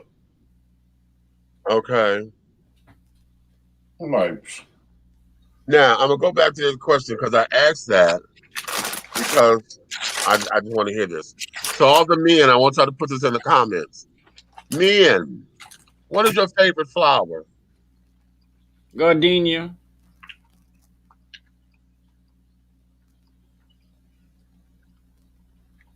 I'm gonna have to say white lilies. Okay. I'll go with the gardenias. Okay. I can't afford the bitches, but I like them. Okay, they're beautiful. Yes, okay. They are. But girl, I have to do something strange for a little bit of change to get me a gardenia. Yes. Okay. I adore lilies, Casablanca lilies, and I adore gladiolas. So let me ask you this: what's the difference? The Casablanca lily is probably what I'm talking about. The white. Yeah, the white. That's my shit. The reason why I'm asking this question of men is because oftentimes a man don't know how to answer that question because a man is never told to like flowers. I like tulips too. I like tulips are cute, but they could get messed up real easily. Yeah. And oftentimes when you know the proverb is, give me my flowers while I can smell them. And oftentimes we want that to mean, my accolades and, Right. shower me with the praise that you're going to give me. Don't wait till I'm dead, honey, because it ain't going to mean nothing when I'm gone. Okay. But oftentimes in the realistic sense of that, flowers is never considered to be masculine for a man to receive flowers. No, it's not. You know what I'm saying? That's always what a man does for a woman, or to. I don't know what the fuck you talking about. Plenty dozen white roses, red roses. Right. And this is why I'm putting it up there. So ain't nobody putting no comments up there. Okay, y'all gonna let me hang in, men folk? They don't like comments. Okay, or are y'all thinking? They don't like flowers. Because oftentimes, again, going back to their whole being intimate and romantic and things of that nature, a lot of times it requires those small things, what I'm saying, to come home with something, just to say a gift of beauty, something as beautiful as the flower, and then to know your favorite flower. Yeah. You know what I'm saying? My mother's favorite flowers, she loves yellow roses. Right. Okay? She loves not just a rose, she loves yellow roses. Right. Okay. And so because of that, to know those intricacies or whatever is something that goes on. And when it comes down to being intimate and romantic and stuff, this is what I tell my road dog all the time, because I'm like, people, if you listen to folks and just pay attention, you will know it. He loves it. Like how I am about Wonder Woman is how he is about Batman. Okay, Mm-hmm. but everybody knows. Well, not known. Everybody don't know this. Wonder Woman is my bitch. Okay. However, if you find me anything Nubia, the Black Wonder Woman, if you find anything Storm, and if you find me anything Batgirl, that's holla. Okay. Especially if she's on the motorcycle, right? Yeah. That there is sickening for me. But a lot of folks, but you can't go. The fail safe is Wonder Woman or Patty LaBelle or Stephanie Mills. That's the fail safe. Okay. But But with to know him, you know to those things, right? to get intimate with me, okay, is to know that, especially if you know how I am with a certain look of how Batgirl looks, because it's a certain way she got the look. If you Yeah. know that and find her on this motherfucker, I have a Batgirl, a Barbie as Batgirl doll that I got. I didn't have to stay for damn probably 20 years almost. Uh, and she's on the motorcycle. Okay, it came out the same year that they had Barbie as Wonder Woman. Okay, Okay. the second one, and I was like, okay. And so when I had my girlfriend Carlon, she was dating JB at that particular time, and I couldn't get to the toy store to go get the thing. All I know is he called me. He said, "You gonna really like this, okay?" He said, "You gonna really like this," and I said, "Really?" And I told him to get it because I had to put it to the side for me. And he said, "I'll go pick it up." And I was kind of like not so because I'm like, this is a straight man, honey. He don't know what the fuck he talking about. And I know I told him to put this up, but I want to make sure it gets got. Baby, when he told me, he said, Meech, he said, "I'm telling you, you gonna do this." And so I got it and carried on and it flipped my head and went into the whole stratosphere. And that bitch is still sitting on my shelf. With my road dog, to know that he likes Batman is one thing. But if you can find something with the original Robin, that deal makes it the child. Did you want to see his dick get rock hard? Find Robin. Okay, because you don't find that often. But find an original Robin with the yellow cape and the R on his chest, because he likes the original ones. And he had the orange little thing, and he had the little green drawers. Green, yes, right. You find that, baby, please, it's over. And so and I'm saying all that because if he hear me say this, he'll get mad at me. But I'm saying all that to say, most of the time, as far as intimate moments and stuff, is stuff like that people don't pay attention to. Oh, You know what I'm saying? They do not pay attention. And I know here with us, as far as the alphabet children are concerned, most of us who are, and I'm going to say it like this, most of us who are a little bit more in touch with our feminine side are usually the ones who pay that kind of attention, because our masculine counterparts, they don't think that way. I don't know, I won't say they're not wired that way. They just, for whatever reasons, they just won't. Yeah. Okay, they just won't. And not that they don't, they just won't. Because it seems too sissified or it seems too womanly. Don't no man do that shit. You know what I'm saying? Yeah. I ain't been with a woman yet that I haven't been able to go completely shopping for, all the way from the stockings and the drawers and the purse and shoes to match and the whole outfit with the damn accessories without a woman with me. But you are an exception to the rule, little brother. Because one thing, my thing with my ex, one of the things I did, but that was intimate for us, was I knew he liked cheese, I knew he liked wine, and I knew he liked grapes. So one day when he came home from work, I was a little Martha Stewart. I put a comforter on the living room floor. I had some house music playing nice and low. I had some candles there, and I had cheese, grapes, and wine. As soon as he walked in the door from work, I was there. Wait. See? And it was something to do just as an as one of those "I'm thinking about you" moments. Right. Right. And that sounds like a voiceover moment. Like you can learn a lot. well, Yeah. and it's not one of those moments to where every time I done made your favorite dinner, and you know what that means. Okay, we gonna figure to have one of these kind of conversations. Oh, she done cooked my favorites. Oh, something up because they use it for the setup. You know, and when it's done right, it is done because I'm thinking about you.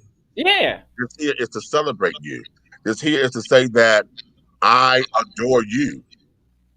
You know, and I want you to know that I acknowledge you, I accept you, I would all of that. Mitch, That's let me what it's tell you supposed something. to represent. You seen Right. what I did all week with mine. Yeah, yeah, Okay. She ain't been able to do nothing for herself the entire week. I have taken care of her. right. I have learned a lot. When I came home today, and I got to think about it, not only was I up there, her ride or die and rock, and motherfucking got there and take care of her there. Right, I drove. I had to drive her back from Miami here. right, When I got here, we was talking about it, and she was talking about something to eat. When we got here, whatever. And I told her I remembered. I said, "Yo, I thought about it. I said, I got a pack of T-bones in the freezer." And she was like, "Oh yeah, okay." She said, "Yeah, that would be nice." Now me knowing that her preference of a T-bone is one that's grilled on the flame grill on the stove. uh-huh. Did you know in between me, I've been up there taking care of her all week, drove all the way the fuck back here from Miami, unloaded the motherfucking car, was getting situated, cleaning up, straightening up stuff when I got here, letting her get comfortable while she talking to the kids in the couch, right? And in between all that, did you know I had fired up that motherfucking grill, the motherfucking seasonal steak stuff, and had the bitches on the grill? Right. Well, I mean, it's you. I mean, I wouldn't expect anything less. Because in her mind, Yeah. I was going to put them in the oven on top of it. Right, right. Right. You know, and, But and, see, Meech, and you made a point, and the point that you made, which is very important, is that I think sometimes people need to realize that sometimes we do things just because it's not a precursor to shit. it's not it's only because how many times. And I want y'all to. How many times have you just done this for just your friends? You'll go Yeah. somewhere and you'll see something like, oh, and that was whoever that person hits him. I'm like, oh my God, they would love that, you know. And if you had the call, you got it, you know. Yeah. Yeah. Just because it's like, Hey, I ain't got to talk, bitch, because you already know I ain't never bought no coach bag for no nigga. What you say? I said I ain't got to talk because I ain't never bought no coach bag for no nigga, but I got them drop the coin for that nigga right there. I got that motherfucker coach bag. Who? My birthday. Okay, well, my birthday is September the 26th. Now look, I don't do the purchase, honey. You can just buy me some 4-way stretch fabric, honey. I'll be just as happy as a pumpkin Jessa with a bag full of assholes. I'm trying. That's how that 4-way stretch fabric. Okay. Yes. I'll get you know stretch fabric is a drag queen's best friend, bitch. I know, honey. You can gain a couple of pounds and lose a couple of pounds, bitch. It still fits. That's still bitch still fit. Okay. You grab the fuck, you drop your arm on the motherfucker like this, and you got them turn in a circle, and cut that bitch. You got a motherfucking whole dress. Okay, see, I've done that before, honey. I used to model, so I see all this shit backstage with me. I've had fashion shows and I've seen myself sewing so many motherfucking niggas and bitches into motherfucking dresses at the goddamn fashion show. Yeah, right. They're like, why you gotta zip it? Because bitch, you are size 12. You know, I made a mock. This is a size 6, bitch. We gonna make this work. Right. Okay. That's funny. So yes, honey. Yeah. So all right, people. You know, I'm going to give y'all your homework assignment, honey. And I want y'all to go into. Y'all didn't put y'all flowers up in here, so I think y'all still thinking about it or don't know how to answer that or how to respond, or maybe you don't like flowers and don't want to say it. Right. The thing of it is that I want you guys to take some time to understand you. If you are buying something for you and you want to have an intimate moment with yourself, and I'm not talking sex, I'm talking being intimate. You want somebody to touch you in those sensitive areas to where you get weepy. You're almost in the, y'all know I'm a crybaby. Okay. It takes you there to it's like, oh, damn, you thought you know, because you didn't think somebody got you. When you want somebody to say, damn, you got me. Yeah. What is that? A black collectible Barbie doll. Ooh, okay. Because I have a 1999 African American holiday Barbie. Holiday Barbie. I remember that. I remember those. I also had the black Marine Barbie. And then I had the Black Summit, and I had the Black Summit Barbie. So if a man want to know, if a motherfucker come up in the house and bring me a collectible Barbie, I'm like, bitch, thank you. Oh my. You know, I might start crying and all that, but most people wouldn't even ask me what is something that would turn my head if they actually went out and brought it for me. You know, and then to know what it means, and don't just do it because you're trying to get something out of it, because that's the other thing too. You can smell the intention. You can feel all that. I'm gonna tell y'all like this, and you better not say nothing. I'll punch in your mouth. I want me a black Cabbage Patch down. I know that's right. Fuck really? What you heard. Okay. Really? I wanted one of them when they came out, but I couldn't have one because they was gonna call me a fucking sissy. Right.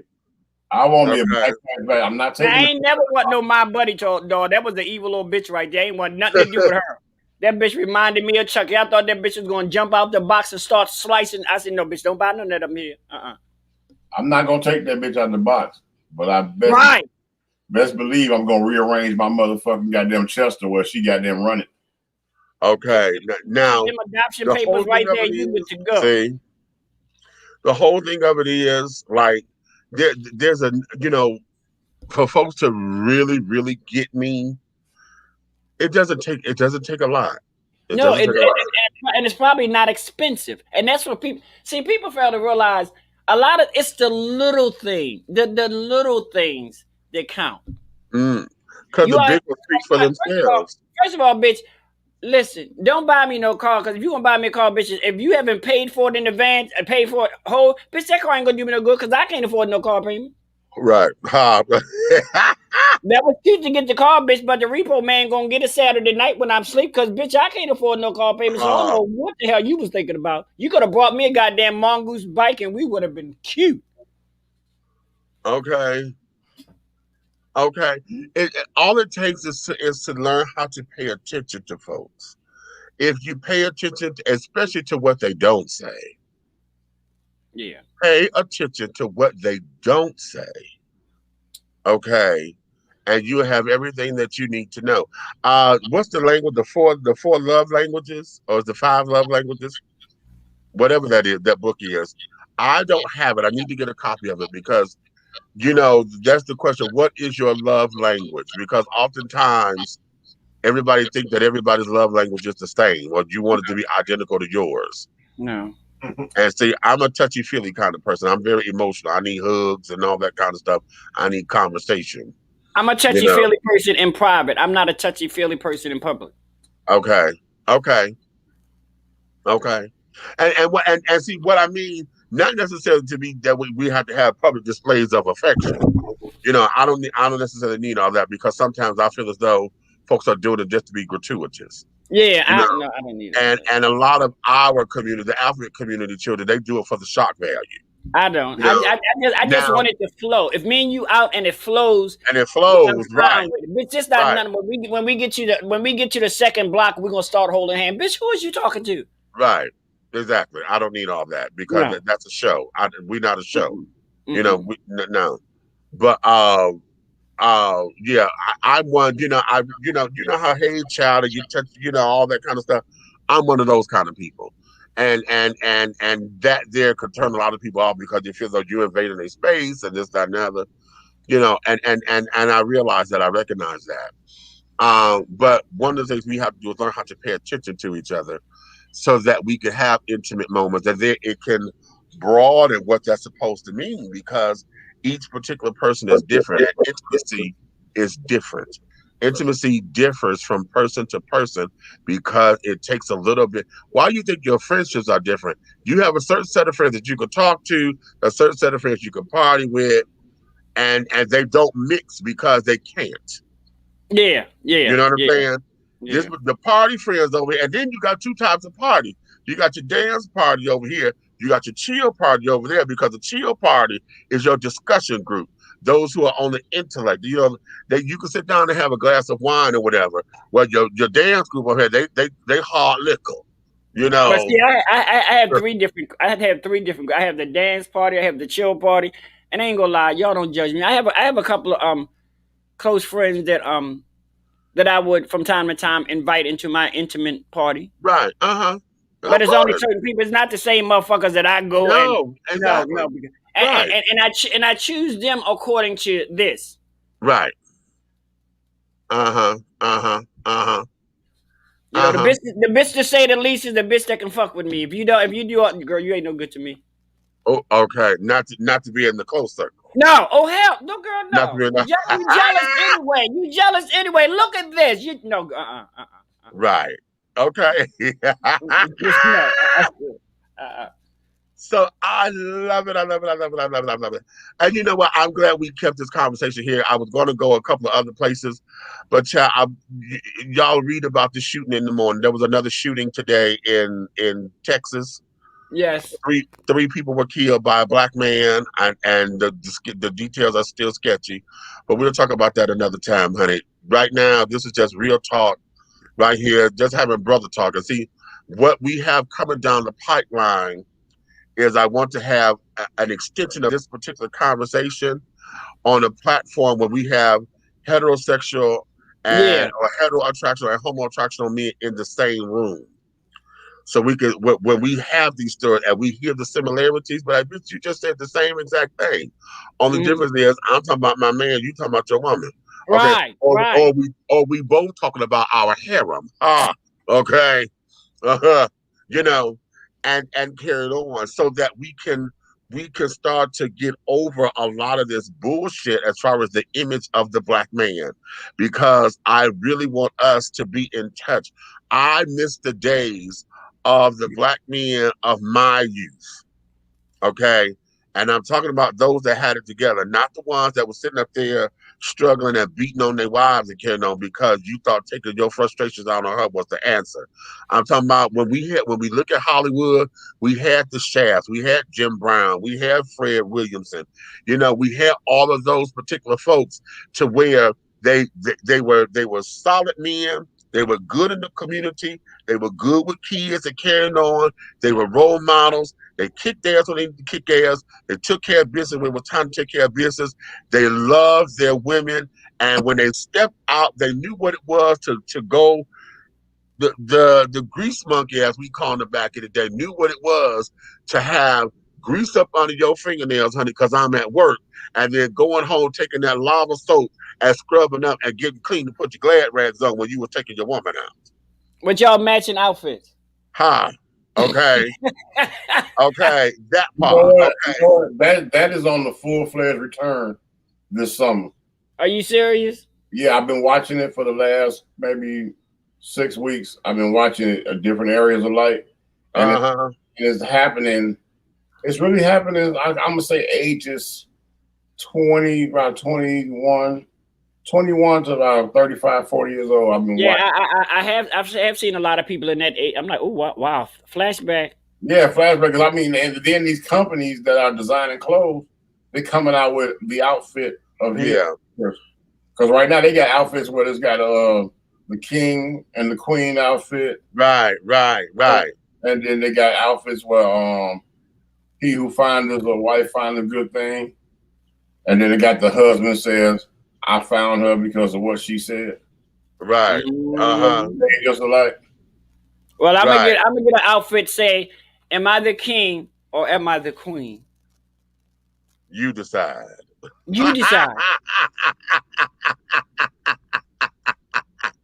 Well, I'm gonna sit down there and I'm gonna put king with the QU, honey. I'm gonna put queen with the QW. Am I the king or am I the queen, honey? King right. Read between the lines, bitches. Okay. Okay, catch it. That's this. We own something right there. Don't y'all fuck with it, cause that's ours. Leave it alone. What we need to do is catch the T. Whether it was the queen or the king, it was still your majesty. Point blank. I'm still royal. Point blank. I still wear the crown, honey. We wear the crown. Point blank.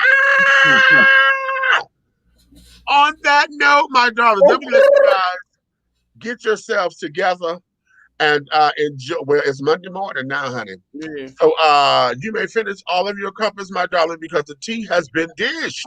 And you've been dishing tea, darlings. With Big Meats and the big guy ally over there. That's Big Guy. Aunt Nikki's absence, honey. She got to take care of the grandbabies. You got to get her ready for school. In her absence, honey, we had one of our affiliates, honey, from the remixes with your boy Derek and honey. Wait a minute, shit, I got tongue tied, honey. And from Hey Bitches with Helena, honey, this is your boy Derek, honey, with the Helena twist down there. Okay. Shut up. Guess what? For all of y'all, tomorrow's show is gonna be great for y'all because tomorrow's show is basically entitled "Ask Helena." You get to ask me whatever the fuck you want. Oh, we got that coming up. Yeah, anything. Okay. That's tomorrow. Oh, and we got now. Listen, because I got to send you the stuff. There's going to be a surprise for y'all coming up soon on what's that? May 3rd. Yeah, 1, 2, 3. Yeah, May 3rd, the first Monday of May. That right? Yeah. Oh, yes, it is. Oh, bitch, I forgot. The first Monday. Okay, that first Monday of May. Just know we got something coming over there with Hey Bitches. Okay, we got something coming for y'all. I'm just gonna tease it right now, honey, and y'all will see the fires and stuff coming up soon, child. Oh, okay. So on that note, things that make you go, Okay. Look at him. He's like, what the fuck is y'all doing? I'm not in the what the fuck? On that note, honey, you may finish all of your crumpets because the tea has been dished, honey. If you love us, tell all of your friends, honey. If you hate us, tell all of your motherfucking enemies. But do know this, one way, shape, style, form, or fashion, everything that we're doing over here will move forward. Okay? We got some exciting things coming down the pipeline, honey. I'm going to get you guys going on because Hero, I'm in a car club, y'all. Huh? Welcome aboard. I'm in a car club. Can you stand it? Which car club you in? The men version or the women version? Well, it's Hero, honey. So, well, never mind. You asked my question. Thank you, boo. So, yeah, I'm in the car club. So we got some stuff coming down the pipeline for y'all. And we're going to have some wonderful collaborations between Dishing Tea. Well, Dishing Tea, I'm in the club now. So some things that we're doing that's going to benefit our car club and things. So you guys pay attention. If you're in the Atlanta area or coming down to visit, honey, we will be glad to have you with us and join us. We got some fundraiser ideas coming down the line. So get your coin together, honey, and help us raise a couple coins so we can get some things done in the communities. I can't wait to get to Atlanta with y'all. I need to be in that space with y'all. I need to. Whew. Okay, well, we'll talk. Okay. You know, if I come down to Atlanta, honey, I will be classified as fresh meat. Okay. On that note, my darling. You know what? Shut up, Red. When you get your ass down here, I'm going to put a vegan belt on your head. Right. Well, wait a minute. Hold on now. Because, you know, that community grew tremendously, honey. Oh, yeah. Well, honey, you might not eat meat, but you could have the cookies. Well. You in timeout? Go to bed?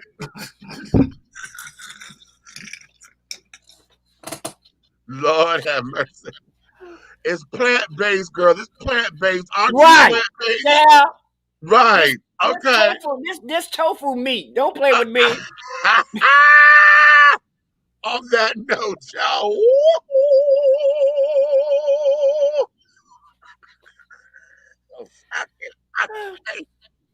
Never mind. Woo! I can't do it. Fucking laugh.